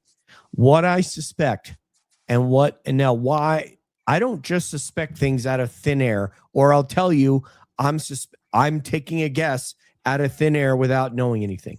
In this case, both Tim, myself, Bia and even Akashi and Debs have also interviewed a lot of Bigfoot experiencers at this point. And what they tell you is that when they're looking at it and they're having a Class A daytime close-up sighting, they're saying, I feel like I'm looking at a human. This is when, where Tim comes from. If they train their rifle on something that they can eat or sometimes that they can just kill, they will shoot it. And for them not to shoot it is a departure from the norm. So if it were a bear and someone had a big enough rifle that they thought they could take down that bear, Tim, and it was legal, they would take it down, right? They're either going to eat it, which they do in the Caucasus, and I've been in Romania, they eat bear, or they'll mount it. But if they train their rifle on something that they think they can take down, they're going to take it down. If they're a hunter for one reason or another, either to eat it or because it's unique and they want to mount it. Okay. So when they don't train their rifle on Bigfoot, or when they train it and then they lower their rifles because they're saying that looks like a human. That to me looks like some sort of a different tribe of people, which is getting after what Ruthie talked about. So if you're the government and you capture one of these things, and that may have happened decades before anyone on this screen was alive, for all we know. We can only guess as to how many they've captured, how many have been or are in captivity, if any. Anyone's guess. If that's the case, and they say I'm looking at a human, well, how are humans going to react to another type of human roaming around the woods with that Survivor man Lestrade said, I am not 1/100th the woodsman that any Bigfoot is. Any adult male or female Bigfoot. So how do we expect the government, Tim, to put that in a box if that is some sort of a human being? Yeah, I mean, that's a great question. I gave a recommendation in the chat. Mm-hmm. One of the most fascinating guests that I've had on All Things Unexplained is a man by the name of Kawani Lapsaritas. He's in the middle of nowhere in Washington State. I could only communicate with him through his satellite phone, which he occasionally turned on. And when he did turn it on, it still didn't get good service. I don't know how he got enough bars to actually be on the podcast one night. But he is the author of a book. Yeah, there we go. He's the author of a book called The Psychic Interdimensional Bigfoot. And I think the title of the book says it all in terms of his experiences with the Bigfoot. And that's an extension of what Ruthie was talking about. And that may very well explain exactly why that sort of knowledge should not be publicly available. And that's what Akashi was talking about too. Bigfoots and UFOs are highly correlated with each other in the same time frame of encounters. I don't think anybody could say they know for sure why, but it is a fact. It's a mathematical fact, and there's something to that. But here's the thing, Tim. I'm trying to confine the question. I don't want to explore the totality of what Bigfoot is in this discussion, because that is a great discussion. It's a discussion that we will continue to have on CAB. For the purposes of this discussion, I'm trying to drill down to and just draw this in the frame to, if it's partly human, looks, acts human in some way, is that enough in your mind for the government to want to be coy and perhaps not even discuss, admit, or talk about this creature because they know that they're there and they know that they're human, some sort of offshoot of human? Is that enough in your mind? Okay. Absolutely, because what have we been led to believe about aliens? We've been led to believe that they are bipedal humanoids, very similar looking to us, potentially even very advanced versions of us from the far-flung future. or advanced versions of us that escaped the Earth at some point. And so if our thoughts, if our notions about these different species of extraterrestrials are correct, and we definitely believe that knowledge is being kept from us, and we know that Bigfoots are highly correlated with UFO sightings, then certainly the same logic, I think, would apply to the cover-up of the Bigfoot. Yeah, I mean, it makes total sense to me. I don't know what this thing is. It kind of looks human. I don't know what we have to give it, what we owe it. Do we have to bring it into Congress and have it testify? I mean, what do you do with it? I mean, You know, And I think, go ahead. DJ, I think that's the issue too, is that you're giving it a label of a human, but now you're going to have to give it the rights of a human. Insurance. Are they, I'm sure any opportunity to make somebody else pay taxes, we would jump on that. Now we have to take care of it. So, or how are they going to contribute to society like the rest of us? So I think there's an issue with giving it a label of a human, because now where is the expectation? What do we need from them, and what are we willing to give them? Yeah, I mean, just look at Alf. Does anybody remember Alf? Oh my God. Alf was awesome. Tell me they wasn't a little Bigfoot from Melmac. Yeah, exactly. I love Alf. Oh my God, that is great. Yeah, put him to work. I mean, Bia, you could have him on one of your new team members at work. Just to be able to make calls with other Bigfoot. But no, that question could come out. Do you need to provide veterinary service to go out and meet them in the wild? Because we've heard, I think there's a few of us on this panel that have heard of injured Bigfoot, elderly Bigfoot. We've heard of all these things, which gets to why James Bobo Fay from what's the name of that show, Finding Bigfoot, why James Fay believes that they definitely bury their dead.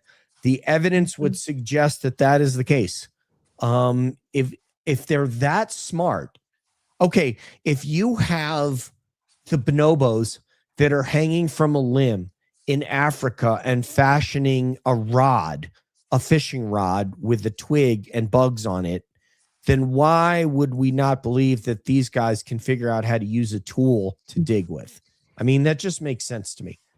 Let's watch a little bit of this interview, shall we? And then react. Because I think it still blows my mind.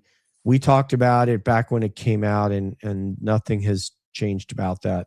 All right, let's see. Here we are. Roscoe Tat. Speculation, conspiracy theory, and science fiction. Tell me if you can hear okay, everybody. Serious people have started taking the subject seriously. You'll see it come through the top of the screen. There it goes. Prompted in part by the release of these videos, purporting to show encounters between American naval aviators and what the Pentagon has labeled unidentified aerial or anomalous phenomena. Congress has convened hearings to determine what these UAP are and what threat they might pose. If UAP do indeed... I'm going to fast forward because I don't care what any of these people say. I want to get to Dave Grush. Sighting of in that official investigation. This is one of my favorite UFO videos of all time. We are Flying pyramids. But now, for the first time, a former member meet that man for the very... Welcome. Have a seat. Maybe start off telling me your name and who you are. My name is David Grush. I came from a blue-collar family in Pittsburgh. Didn't have the money for college. Always admired people in uniform. And I've always wanted to be a part of something bigger than myself. 18 years ago, I got an Air Force scholarship for physics. I originally commissioned on active duty in the Air Force. Served 14 years in the Air Force. I look at this photograph, Dave, and I see a very proud officer. I was getting promoted to captain when I was deployed. And you still love your country, don't you? Absolutely. A career intelligence officer, Grush spent time on the ground in Afghanistan and other places he can't mention before rotating back to Washington. I was an intel officer for the U.S. for 14 years. My last position, which I left in April of 2023, I co-led the UAP portfolio for the National Geospatial Intelligence Agency, and some of the highest officials within the Department of Defense and Intelligence community used to call on me to advise them on some of the hardest target sets that the country had. You are one of the most trusted former intelligence officials in the US defense and intelligence establishment. Yes, I was. You were trusted with the most intimate secrets. Yes. And he says the most earth-shattering of those secrets were revealed That's after Denver. 2019, when he was invited to join the UAP task force. You had the security classifications to go anywhere and ask anyone anything. I had, based on my formal security clearance and multiple polygraphs, I had the ability to be read into any program that I needed. At one point in time, I was extremely highly cleared. What conclusion did you come to at the end of your time on the UAP task force?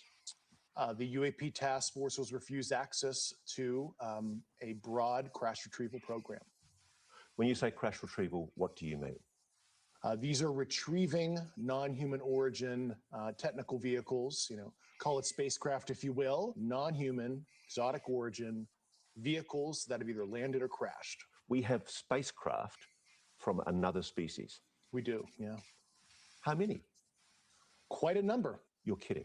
No. I thought it was totally nuts, and I thought at first I was being deceived. It was a ruse. People started confiding in me. They approached me. I have plenty of current and former senior intelligence officers that came to me, many of which I knew almost my whole career, that confided in me. They were a part of a program. They named the program. I've never heard of it.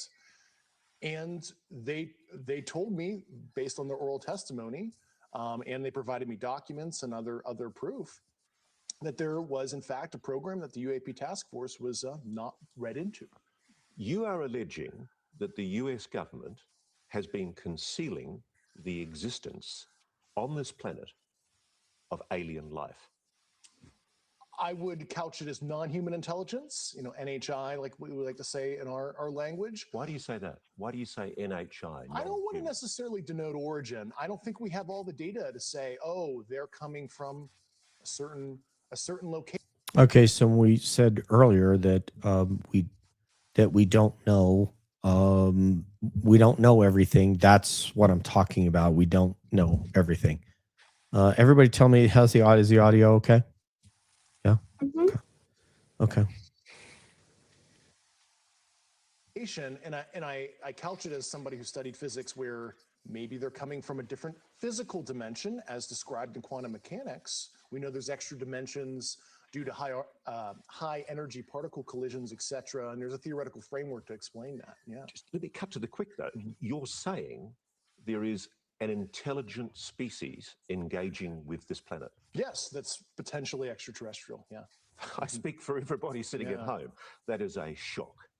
It was to me, and I had a lot of sleepless nights. Grush says he's never personally seen non-human intelligence, but he's spoken to enough people directly involved in what he calls the program that he's convinced it's real.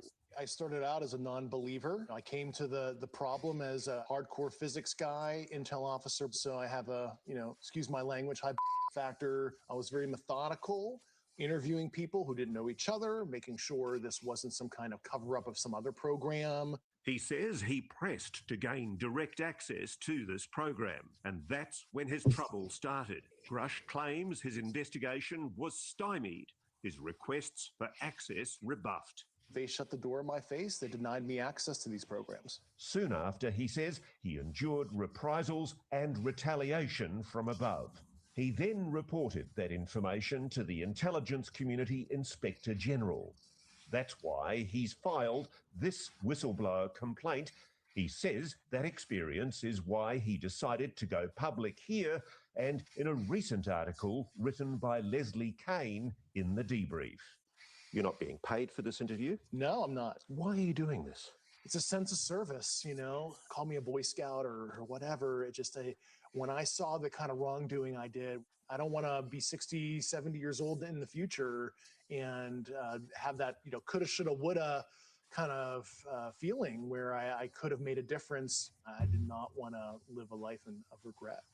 You are saying to the human race, for the first time, an official intelligence representative at a high level from the US government is saying publicly, we are not alone. We're definitely not alone. Absolutely, the data points empirically that we're not alone. Yeah. Empirically. You've said that we have, the United States has spacecraft, intact craft. We do. Do we have bodies? Do we have species of Well, non-human? naturally, when you recover something that's either landed or crashed, sometimes you encounter dead pilots. And believe it or not, as fantastical as that sounds, it's true. Have you seen spacecraft? I've seen some interesting photos and I've read some very interesting reports. But he says the specific documents and photos that would prove his claims are still classified, and he cannot disclose them here. Let's deal with the issue of your credibility. Mm-hmm. Why should we believe you? You're just somebody coming out of nowhere, making claims that we really ultimately can't prove. Yeah. Well, we provided the proof internally to the Inspector General and the Hill staff, and we went into all the details. I mean, I have the credentials. I was an intelligence officer on the UAP task force. But let's face it, allegations of aliens and their spacecraft are hard to accept, even. I think that's pretty good for in terms of discussion points. So let's go from there. Team, let's start with Debs. Okay, so I just want to say I think it's incorrect to say he was the first high-ranking official. It's actually been many high-ranking officials at this point, and prior to him as well. Obviously, we have presidents talking about it now, but it's a little frustrating for Ross to say something like that. I feel like sometimes people need to do a little bit of research. Like he could have asked Rush about those previous testimonials, maybe, and that would have been beneficial. But yes, of course, it's very helpful to have him come forward and bravely tell everyone what he knows. I can't disagree with his assessment. He is also being very careful with his wording and saying that he's not sure where they're from, and I appreciate that. Because he's probably not sure where they're, and probably nobody is potentially. Boston Bia, how did that interview strike you? What are your thoughts coming out of that? I definitely think the fact that he looks credible, the way he speaks, you feel like you can totally feel that he's trying to be as truthful and give as much information. The fact that he's saying he doesn't want to live with regret, that he didn't put it out there, the fact that he was willing to risk it all. And when he started asking even though he was put on this task force, when he started asking some tough questions, that's when they started shutting him out. And I don't think he would risk his career to just come out and, just say all these things. And now fast forward where our current administration is admitting to having these things. So obviously I think this is good for him, because I think we can see that what he has been saying, we validated some of that information, like the trust. That was 3 years ago. Yeah. And now here we are 3 years later, and our administration is confirming this information. So I give him lots of props for coming out and speaking his truth. So just real briefly, how did it make you feel, what he said? It definitely resonated. That's what I mean. Like, you can tell how his credibility. No, I mean, how did it make you feel?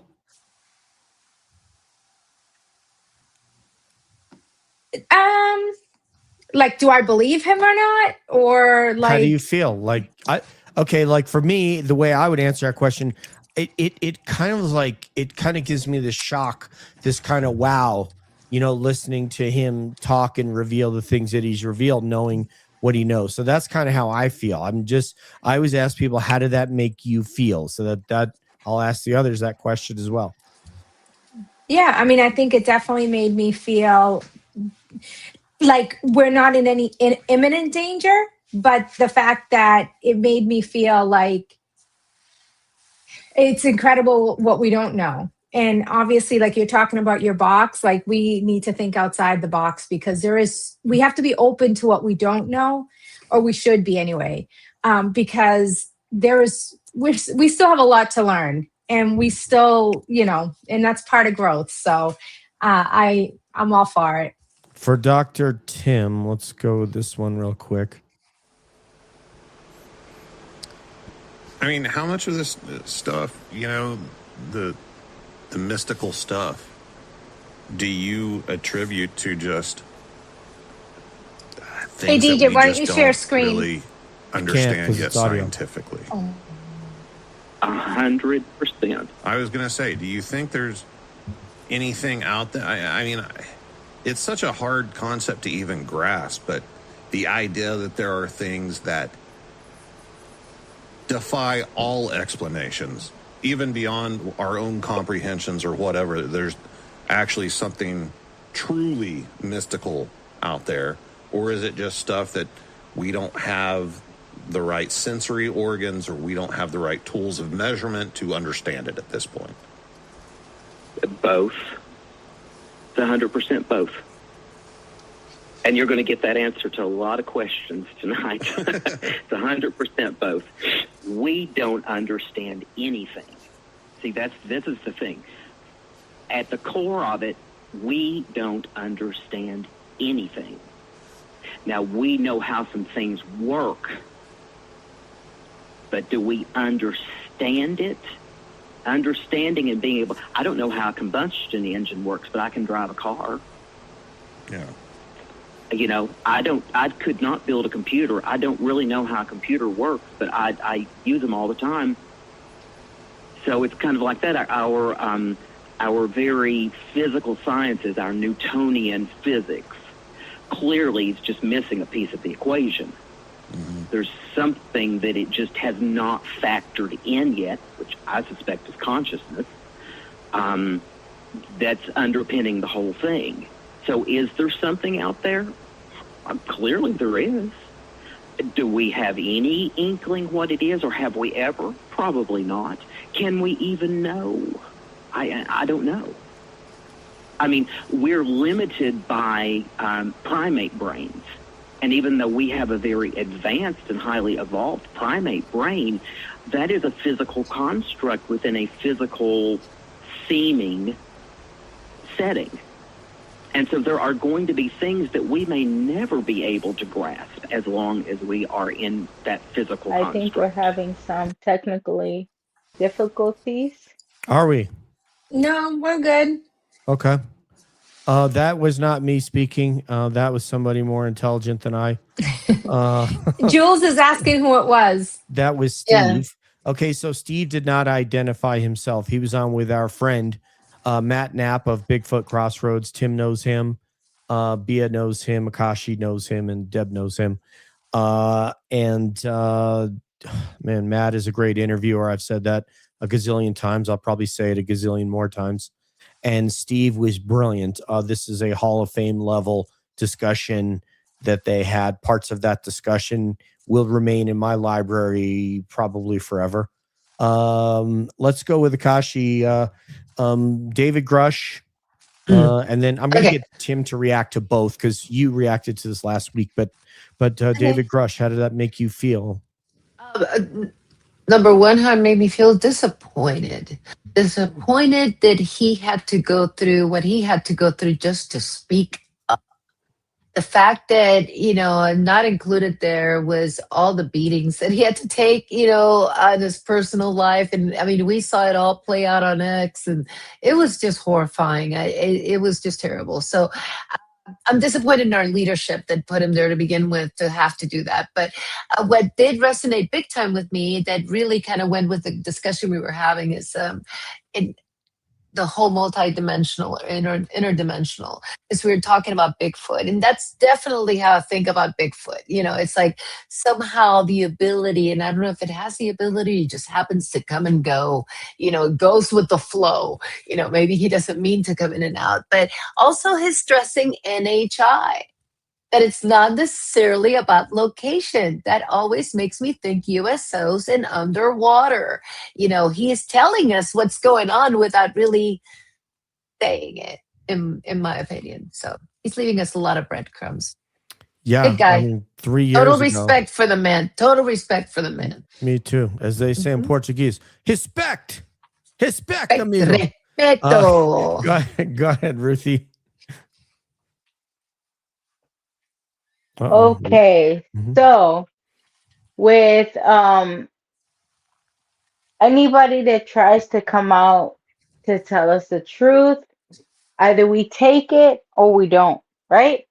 Some people will say this person is crazy, this person is a fake. There's been a lot of people like Luis Sander, I think I'm saying his name wrong. Luis Elizondo. Yes. So there's all of them, they come out and tell us what they've seen, what they experienced. And most people don't believe it until it freaking happens. And with what's his name, Shaw, the most recent. Who's Shaw? Yes. Who is that? Who are you talking about? The one that just came out. Oh my God. When they did the UFO thing with the Supreme Court, I think it was the youngest guy. You were just talking about him. We're just talking about him. So even he tells us what's going on, and people don't want to believe. He's seen all these things, and there's people that told him certain things that we cannot know, and it's in our faces. Just like when it comes to like the Bigfoot stuff, it's in our faces. If we don't want to believe it, we don't want to believe it, but people are telling us and letting us know. Yeah, I mean, 10,000 people that have made these reports or so can't be lying. Nope. Even only one of them has to be right, and the 1967 film still stands as unrefuted. And they played some video at the Austin Film Festival. Oh, this is going to come out. It's going to debunk the Patterson-Gimlin film. How many months ago was that, Bia? We haven't. We're still waiting. We're going to do like the Hulk Hogan here. Still waiting. Haven't seen anything. Cannot debunk that film. You cannot do it. You cannot do it. That is a creature walking across a fucking sandbar in 1967. And it's been here for thousands of years. People have been talking about it for thousands of years. Definitely, but I'm just talking about that film. It was shot on 16 millimeter film 59 years ago. Well, October will be 59 years ago. You couldn't have faked it. I'm sorry, kids. You could not have faked that. A guy in a suit is not going to look like that. And the way she looks up at the camera, the fact that it sensed that it was being watched. I mean, that. Benny, I'll send it to you. It's the Patterson-Gimlin film. If you want to look on YouTube, there's a 4K version of it. Dr. Tim, your thoughts, and you come off mute now because you're about to talk. Your thoughts on what David Grush had to say. How did that make you feel? Grush. What are your thoughts? Well, first of all, I got to show off one of my prized possessions here real quick. There it is. There it is. Woo! Let me put it in big screen, DJ. Yeah, I'm going to. Give me a sec there. There we go. Let's go to Dr. Tim and get That's beautiful. Where the hell? Yes. There's DJ. This pisses me off. What's happening? Who's our cameraman? Get that intern. He wanted the spotlight. He's no. Yeah, that's what I need. All right. So here's my Patty. This is signed, as you see down here, by Bob Gimlin. Wow. Oh, wow, Tim. That's Bob awesome. Roger died a long time ago. But Bob, I heard, is not doing well, but he's still out there. You can see the mammary glands even in this photograph right here. You can see Yep. that it's a girl. It's a girl. And I'm That's a sorry, mommy. nobody. And look how Mhm. long her arms are. Nobody is going to make a monster suit that's a girl, and especially in 1967, that wasn't going to happen, right, Hera? Sorry, guys. Oh, there she is. I can't disagree with that, but I will say that, you know what, no matter what the truth of the Patterson Gimlin film is, it doesn't take away from the reality of Bigfoot itself. So I do caution people in being, connecting them too much. But it happens sometimes in ufology, right? Like that there are fake things out there in ufology, and sometimes if people put too much stock into any one thing, they end up getting disappointed, and it kind of ruins the whole topic for them. And I think ufology has been around for the entire existence of humanity, just like Bigfoot. And so the Patty is complicated. Maybe we can talk more about Patty one night. But on to what DJ was asking, I want to follow up with Akashi real quick. She brought up USOs, unidentified submerged objects. I had the pleasure of speaking with Kevin Knuth, and he was addressing the Arrow report, and he said that, his work with UAPX, their findings were presented to Arrow.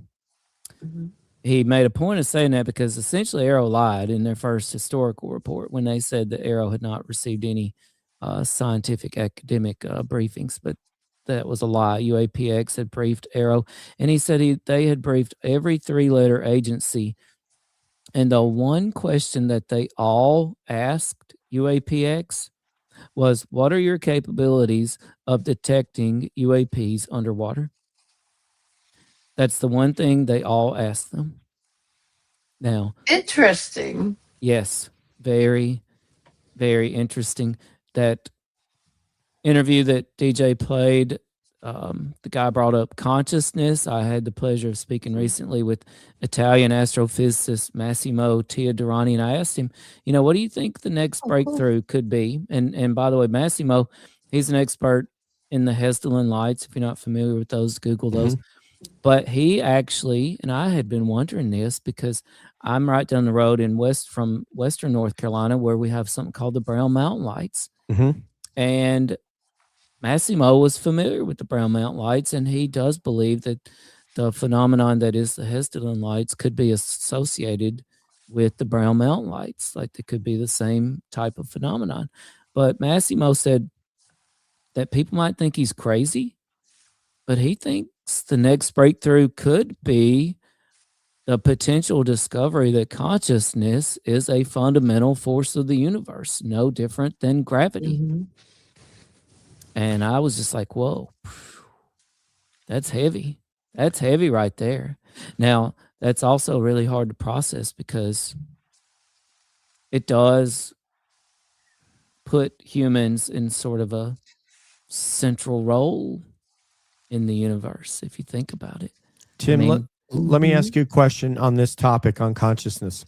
Yes. Would you agree that if you died tomorrow, your consciousness your body would just be the shell, and your consciousness would move on to a different plane of existence? Would you agree with that, or you think your consciousness dies when you die? Well, I mean, I think that's a definition situation too, because we have this term called soul. Soul, yeah, whatever you want to call it. Let's just but are you calling it the same thing? Is soul and what about the rest of the panel? Y'all better help me out here, right? Because is soul and consciousness the same thing? Well, let's call it for the sake of this discussion, because Donald Hoffman is not sitting here from University of Cal at Irvine. For this discussion, let's call it the same, that your soul that is some intertwined in your consciousness. Is that fair? Well, I'll just stick with soul and say I do believe my soul will carry on. Yes, okay. After the death of my body. I'm not going to intertwine consciousness. I'm not prepared to do that at the moment. How would you define the two of them, or what do you see as? And anybody on the panel, just chime in with this. Go ahead and jump in. How is your soul different than your consciousness? Oh, I have something on this. Please. So, when you talk to people about their experiences with light beings or their experience with death experiences, they often talk about you're much broader when you have died. So, consciousness is almost like a very narrow version of what we actually are. That's what we use to sustain ourselves when we're in the shell. But when we have died, it gets much bigger. Like we can handle a lot more. Our soul is much broader. So our soul, you're saying, is broader than our consciousness. Yes. Okay. Akashi. Yeah. You can go all over the place on this one, but I'm thinking, I always thought of consciousness being more of the awareness of what's out there, like that, whether it's a very narrow awareness or an expanded consciousness. The situation, your soul to me is my essence. It what makes me me. It connects me to my higher self, so I start thinking about, a higher self and how it comes into play with, who I am inside at this moment. I am definitely one that says energy does not die, it just transfers. You know how I feel about reincarnation, and that whole, your ability to choose your adventure. So to me, it's just two different things, Well, and what you just stated right there about energy not dying, that is actually a part of Newtonian physics. Bia, what's the difference between your soul and your consciousness? In your mind? I think that, because we don't, let's face it, none of us here know, but none of us know. Yeah. I feel like your soul and your consciousness goes hand in hand. If you think of when you've gone to a funeral, you can tell there's no soul, there's no consciousness, the life has been sucked out of this person. So I do think they go hand in hand. And, so I do think that it definitely leaves us and you're just left with a shell. But I do think it continues on in other ways. I don't think that's the end of us. I think we continue in some other form, some other way, but I do think they kind of go hand in hand. The soul, our consciousness, it's all related to us being alive. So I'm with Bia on that. Let's go see what Ruthie Robles says. Okay, so my take is your consciousness is you, right? Every thought that you ever had, every emotion, every heartbreak, every happiness. But when that's gone, you have your soul. And yes, it goes hand to hand, but your true sadness, your true happiness, your true story is your conscience. And once that's gone, there's nothing else but the soul. Okay. I'm going to put Tim back in there. Tim, is it, so first of all, my answer is I don't know.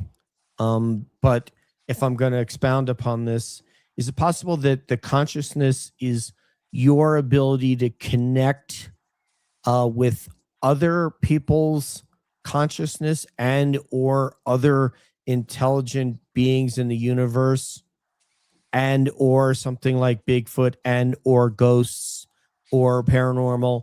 Is it possible that that's your consciousness, while what Akashi said earlier, your soul, what leaves you, is kind of like your imprint on the universe, what you leave behind, your screen memory, if you will? Well, yeah, definitely. And I do want to, before the night, I want to chime in on the David Grush thing. Please. But definitely, DJ, because, that's one of the enduring mysteries of humanity. And this goes back to what you were saying earlier, like how hunters, and by the way, this hunter-gatherer instinct of humanity has been around for quite a long time, not just in Mississippi, right? Not just rural Mississippi squirrel hunters, but for quite a long time.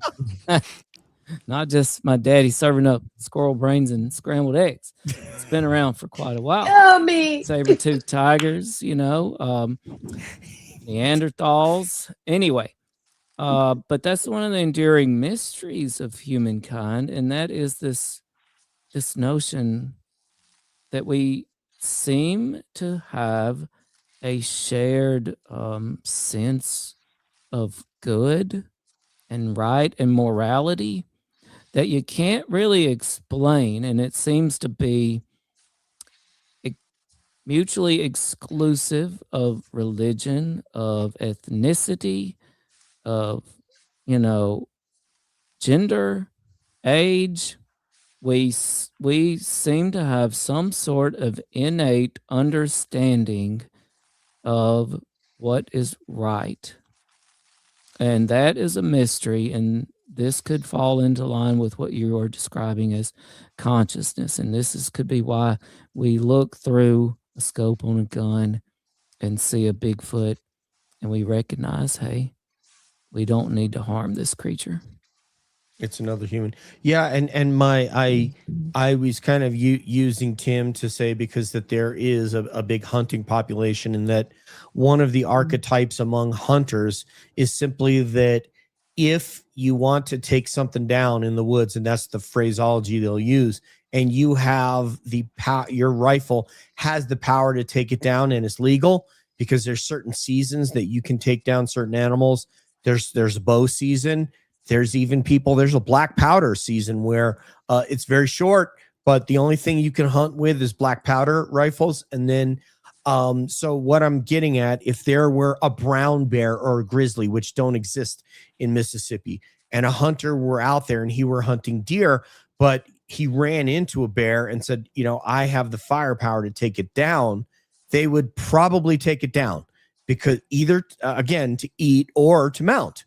That's the way hunters think, because when you have a weapon, you are the apex predator in the woods. Well, hunters that have encountered Sasquatch have discovered that they don't feel like the apex predator in the woods, because now they start the Mississippi squirrel revival. Well, and let's keep this in mind too, because this may not be the most politically correct viewpoint of mankind, of males, of men and women. But then again, this is also a primordial instinct. Let's not forget this, and very well could be the reason we're all able to sit here and be chatting tonight, because if humans did not, for the vast majority of our existences, have this primordial instinct to hunt food and cook it and eat it, then we would probably be in trouble as a species, right? So this is a primordial instinct. Our human bodies also are uncannily good at telling ourselves, hey, we need to stay alive somehow. And our brain can do a lot of crazy things to us to make that happen. We've become the dominant species on the planet. And when people in the woods encounter, because when you're in the woods as a hunter, it's different than being a hiker.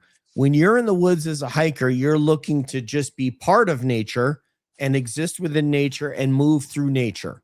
When you're in there as a hunter, you're in there to take an animal, to harvest an animal with which to eat. And when you discover an animal that is more, you feel is more powerful, or if you took a shot at it, well, there might be one that comes up behind me and hits me in the head with a log. And believe me, there are Sasquatch that have thrown logs that have whizzed by people's head to land on the ground, and not once, but over and over. And that's when they want to chase people out of an area. So that's, go ahead, Tim. I want to tell you something interesting real quick about this. I think it's fascinating because this could be why we see humans acting the way they are today, because for the first time in human history, a very interesting phenomenon is happening, and that is we live our daily lives in perpetually satiated. We are never, our bodies are never truly in need of food. We always have an immediate source of snacks, of food in the pantry, and this is the vast majority of the population. Mind you, I understand there's exceptions in the refrigerator, but our bodies are now, for the first time ever, perpetually satiated. Well, we have a lot of microorganisms in our gut biome, and they actually are the ones that tend to live on things like carbohydrates and fats. That's the majority of the American diet. And these microorganisms can literally control our emotions and our behaviors to put more of the food that they survive on into our bodies. So that may actually be the reason we act the way we do as a society. Yeah, and it's just they worry about whether or not they're going to become conscious because they could destroy us from the inside. That's true. No, a show for our next conspiracy show. The Blob. I know. The Blob. It's going to bust out of the theater. Good one. Attack the whole town. Oh, And boy. Dr. Mounts, like, have you, like, think of it this way. Sometimes you've been running around crazy, super busy, and you're like, oh, I haven't eaten today. And all of a sudden now you're more hungrier than you were. And if you had, because I think our consciousness is like, you thought you had the thought and now you're hungry. And it's telling your body, oh, you need to eat. But otherwise you would have kept going. And it's like, yeah, so. There was almost some Brooklyn in there. There was almost like, or the Bronx. Hey, Dr. Mounts. Hey, doctor. Hey. Oye. Oye, Dr. Mounts. Oh, man. August 1st. Calling All Beings episode, just Ask Nathan. This was made by someone that you guys may or may not have heard of named Akashi Chris. Made this artwork. And Dr. Mounts, you'll be invited back. What we're going to do is let people pop on for a couple of minutes and ask Nathan a question. We're going to have some special guests. So if you want to be one of those, we will send you an invite. You remember Nathan, I'm sure, because the first roundtable we did with these guys was Calling All Beings and All Things Unexplained. And Smitty's like, is this like a gang fight? Is this like the Outsiders or some shit? It was pretty funny. Like Anchorman when they all went to the fight. You see, kill the guy with a trident. 50% of the time it works every time. Well, Yogi Berra's famous quote, he said 50% of baseball is 75% mental. So anyway, it's been a great night, guys. This has been a hell of a lot of fun. We'll see you on August 1st for Ask Nathan. In the offing, we also have a Canadian roundtable with your co-host Sati and a bunch of other cool Canadians from the UFO and true crime space. Basically, everybody there loves UFOs. It just, depending on whether they're half true crime and half UFOs. We have a Latina roundtable that's coming up, hosted by Boston Bia, Akashi, Ruthie, and possibly one of my colleagues, Luz Castillo. So that should be fun, a Latina roundtable, and there's no telling what topics are going to come up there, but most interesting. Oh, you're on mute, so we can't hear you. Yeah. Sorry, that's probably when the lettuce talk is coming, right? Are you saving it for that one, Lettuce and Akashi? duty? No. That's true. Wait, there we go. I will bring the lettuce story. Okay. The Taylor Farm story will be coming the next panel. Lettuce and Can I duty. invite people to my movie night, DJ? No, please, yeah, let's go. Yes. Yeah, So on Friday, Put I it have a up on special screen. event. I can't put anything up on your screen. I can't manage anything. I don't know. You Anyway, can put I just say anything it. in the studio, We and just then I can put it up, just so you know. Oh, okay. Well, I can't think right now. Okay. But so anyway, on Friday night, I will be hosting a classic movie night. It is Movies from an Asylum. We'll be playing 1930s The Coconuts with the Marx Brothers, and we're going to have Boston Bia will be there. I think Ruthie will be there, and Kim, you're invited. Dubs, DJ, if you guys would like to be live, it's going to be games, intermission, fun, commercials, and we're going to be all black and white. It's a noir. We're going to be all black and white. You So do love so it. much, man. Nobody does cooler stuff than Akashi Chris, It's man. gonna be really fun. I got some really fun games for intermissions. So it's Yeah. So gonna be that's really July 31st at what time? Make sure you gotta I'm tell us the sorry. time. Thank you. 6 p.m. Central, Friday Perfect. night. Gonna be a party. So Yeah. everybody here invited for the live part. I've been Yeah, watching well- Spider-Man Noir. I think I'm ready for this. It's gonna be all noir, sis. Me. We will pump it out on Twitter as well. Thank you. Akashi puts so much work into her broadcast. When you talk about content creators, Bia and I have had some discussions about content creators that are really lazy and kind of just talk bad about people as they call that content. Akashi Yeah. puts so much work into her content with visual and audio things and spends a Thank week you. preparing for a show. So she's Actually, 2. I'm just kidding. No, I But know. for I movie mean, night, it takes. But he's No, counting. I want to be proud. I love that you guys are like that. That you guys are proud of what you put together. And so I love being part of this team. So. I don't put anywhere near the work into it that you do. I'm just basically a talking head. So I admire that you do. And I know Tim does as well. Tim is similar to you, that he puts a lot of work into his stuff. He keeps that team going. He's the one who does all the work to get the guests and so forth. So What do you have going on next, Timmy? Dr. Tim. Excuse me, Dr. Tim. Tim Mouse. Sit Well, with the no, Latino accent there. No, definitely call me Tim. Well, I am excited about some upcoming podcast I've got coming up. Let me and thanks for asking. Matter of fact, one I've got coming up, it is going to be with, let me make sure I say this right. Ruthie Robles. No, I'm just kidding. Legendary UFO researcher Kevin Randall. Some of you may know. Oh, Ooh. yeah. He knows Yes. about some crash retrieval stuff. Yeah. Oh, yeah. Kevin, he has a new book coming out, so he's going to be coming on All Things Unexplained. That will be released the same day that his new book comes out, August 25th. And then I'm also very excited to speak to physicist Jenny Lorraine Nilsson. She is pretty active on X. She has a lot of interesting physics research, and she's had her own UFO encounter. She's got a lot of thoughts on the General Neil McCaslin. Looking forward to that. That should be quite interesting. And I continue to dig into these missing persons cases, Monica Riza, Neil McCaslin, Melissa Cassius. Unfortunately, they discovered her body. So yeah, I continue that work as well. I love it, man. I'm so glad that we have reconnected and we're starting to do shows together again.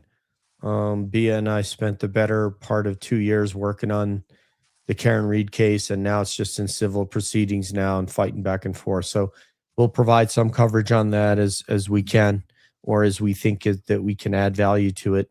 But I'm very happy to have reconnected with my UFO family and my Bigfoot family. And so you can expect more content like this, where we debate consciousness and the soul. May I interrupt? Ruthie Robles. Okay, Mr. Doctor, All right. I've been holding back this whole time. Have you ever heard of Martin the water sommelier? No, do tell. Martin the water sommelier. I don't know why, but he reminds me of you.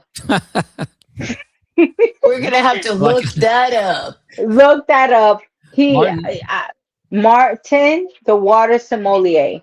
Okay.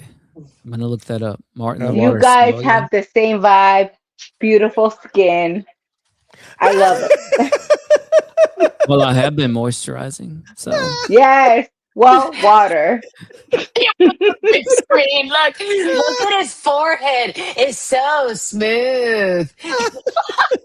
And I did just visit St. Augustine, Florida, literally the fountain of youth. Yes. Yep, he talked about that too. I nearly got ate by an alligator. He tells you. I dove in there. Martin, the water sommelier, tells you what water to drink, what's not good for you, hydration, and you are his brother. Well, thanks. And it's amazing and beautiful. Well, thank you. I Beautiful. appreciate that. 64 ounces of water a day, followed by 10 ounces of Smoky Mountain Squat Shine, and Ooh. that's what that's what I You can drink. take the boy out of Mississippi, but you can't take the Mississippi out of the boy. Lots of water and moonshine. Shout out to my friend. Let's check him out. But drink responsibly. Smoky Look Mountain at the Squat Shine. pores. No pores. No Moonshine. pores, because I'm beautiful. And Martin Moonshine. Martin is from Germany. Germany, and you can here's a insider tip. You can also run your vehicle on this if you. Ooh. Hell yeah, brother. Oh my That's God, in I those love secret inventions. That's in the secret inventions file. That's Shut one up, they covered Timmy. up. You don't tell them, Timmy. Why do you think they had to bootleg this stuff? You guys are so you guys are so hilarious. I love the way these shows have been ending. It's either Akashi's OnlyFans or now Tim with beautiful skin. I don't have an OnlyFans account. It's a joke, people. Wait a minute. Let me get that JPEG up on the screen. I believe I look up my fork. Akashi. I believe I mean Akashi Chris OnlyFans. Lord of mercy. Lord of mercy. All right, guys, we got to cut it off before somebody gets in trouble, and it's probably going to be me. Thank you, Roundtable members, Boston Bia, Ruthie Robles, Dr. Kim Mounts. Where I come from, somebody would cue some banjos right now. Debs. No. I had a couple things I wanted to say real quick. Yes, Debs. Yes, Debs will not let us into the show. Go ahead. First of all, we're synced again because I have a noir video coming out tomorrow on Dreams Generator AI. It's a Frank Sinatra. Dude, we're entangled, you and I. We're entangled. We're all entangled in this group. And then the real quick question I had, you can answer yes or no because we're wrapping up for Tim earlier, was do you think that they sensed the eruption ahead of time? I don't know how to answer that. I mean, you would have to. I'm sorry. After Jules posted what she. the Dr. Tim's OnlyFan that could be in the offing. He needs an OnlyFan. I mean, you would have to think that as in tune to the forest as they are. I mean, how could they not? You know what I mean? I mean, it makes sense that they would have sensed that something was about to happen, and it's probably very terrifying because it's the ecosystem that they live in. So it's pretty scary. That's a great question. Yeah, it is. And you know what? It could explain why maybe a lot of them did manage to escape, hopefully. And yeah, and the OnlyFans thing, you know what they say about people with big feet, don't you? I'm not sure I want to know. Go ahead. What are they you saying? going with this? Where you going with this? They wear big shoes. Man, I still can't. I got to save that Akashi Chris OnlyFans. I got to dig into the cab mod chat so I can keep. We're gonna do one for you. Can I get an amen? All you hear it. It says, "Can I get an amen?" $1, $2. People are just paying for those amens. There's CJ. You missed his talk about his feet. He actually went on and on one time about how beautiful his feet was. That was a whole topic. Oh, there we go. I was hoping you were going to forget that, Bia. I was hoping. will not forget that. He literally went. It was a whole thing. It was a whole thing. Well, yes. I said one thing, I and have then you ideas. guys made it into a whole thing. Yes. So, yeah, Yes, I have ideas. Podiatrist and proctologist. Always hang out with those two people. May I ask one last question? Please. Okay, so ladies and gentlemen, if you were to talk to an alien right now, what would you tell them is the number one thing that they need to eat? As in, what's your favorite meal? Oh boy, Tim, go ahead. No, sorry, Debs, you go ahead. Actually, I'd be so afraid that they'd get hurt by what I like to eat. I love Eastern food. that includes Indian, Korean, Japanese, Chinese, Yeah. and of course Mexican food because my dad's Texan, so so I would be afraid that those would be harmful for them, so I would just tell them to drink lots of water. Not very fulfilling filling of the belly. Tim, what are you telling the other non-human intelligence you want them to eat? Well, for me, this is a no-brainer because it may be happening already. It may already be connected with aliens and cattle mutilations. It's my favorite theory about cattle mutilations, and that is if aliens are us from the future, they may simply be coming back to abduct cattle for what could be a rare delicacy in the future, and that is a steak, a nice steak. I mean, for me, I'd rather have like a smash burger with cheese, but okay, that's fine. Yeah, I mean, you're a little bit more of a, hoity-toity than me. Go ahead, Akashi. Flan. Flan! Oh, yeah. And not I just got a flan. recipe. I got a Flan de recipe. queso. Cheese flan. It is like you get transported to a different Yeah. world. So I'm hoping that will make them like keep us. Flan. Ruthie, I love it. Flan, go ahead. Ruthie. I would say a seafood Bye, Benny. boil. Seafood pollo? Oh, Seafood boil. I want Boil, everything. okay. I want Boil. octopus. I want Louisiana. shrimps. I want octopus. I want crabs. I want oh my god. Everything. Seafood, everything. Mm. Totally. Bia, what are you telling the aliens they need to eat? I think they need to try a Cuban dish. And I think they will be satisfied for the rest of their life. Some lechon, some black beans and rice, some yuca, and some sweet plantains. So It's a complete meal, man. I can't argue it's a with that complete one. meal. He Yes. brought the whole things, like tapas. I'm I'd rather bringing the have whole thing. She brought it all. I'd rather have Guanito. tostones than plantains. Will that work? Ooh. Tostones? Sí, Oh, claro que sí. tostones, yeah. Oh, yeah. Maduro, tostone, yeah. It's just one salty, one sweet. So Yeah. they can have a little bit of each. For me, I'm going to go to my standard. It's the whole food version of cheese doodles. Like there's like the Whole Foods cheese puffs. So I'm just going to go, hey, take a bag of this, have at it. You're just going to love it. So, all right. Cheese puffs. You give the aliens cheesy poofs.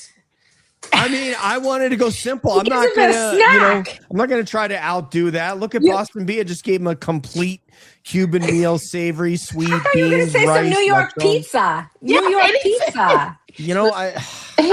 I wanted to go Come simple on. for this one. We All know. right, guys, we got to get out of here. It has been 2.5 hours of really. We expect you to do an hour and a half, but it really was a lot of fun. And I really appreciate everybody being here, the cabbies, and our guest, and Ruthie's a cabbie too. But you will see these mods come on screen with us and do shows. We did a mod roundtable recently. We will do another. And someone mentioned Dave Scott. I will work through Jules or Courtney if I need be to get Dave Scott for our Canadian roundtable. That should be a blast. And Jonna is practicing sort of a hammed up Canadian accent for you guys. All right. So anyway, bye everybody. Please hit that subscribe button. Please give us a like if you would, and we will see you on August 1st. Ciao, everybody. Good night, John Boy. Good night.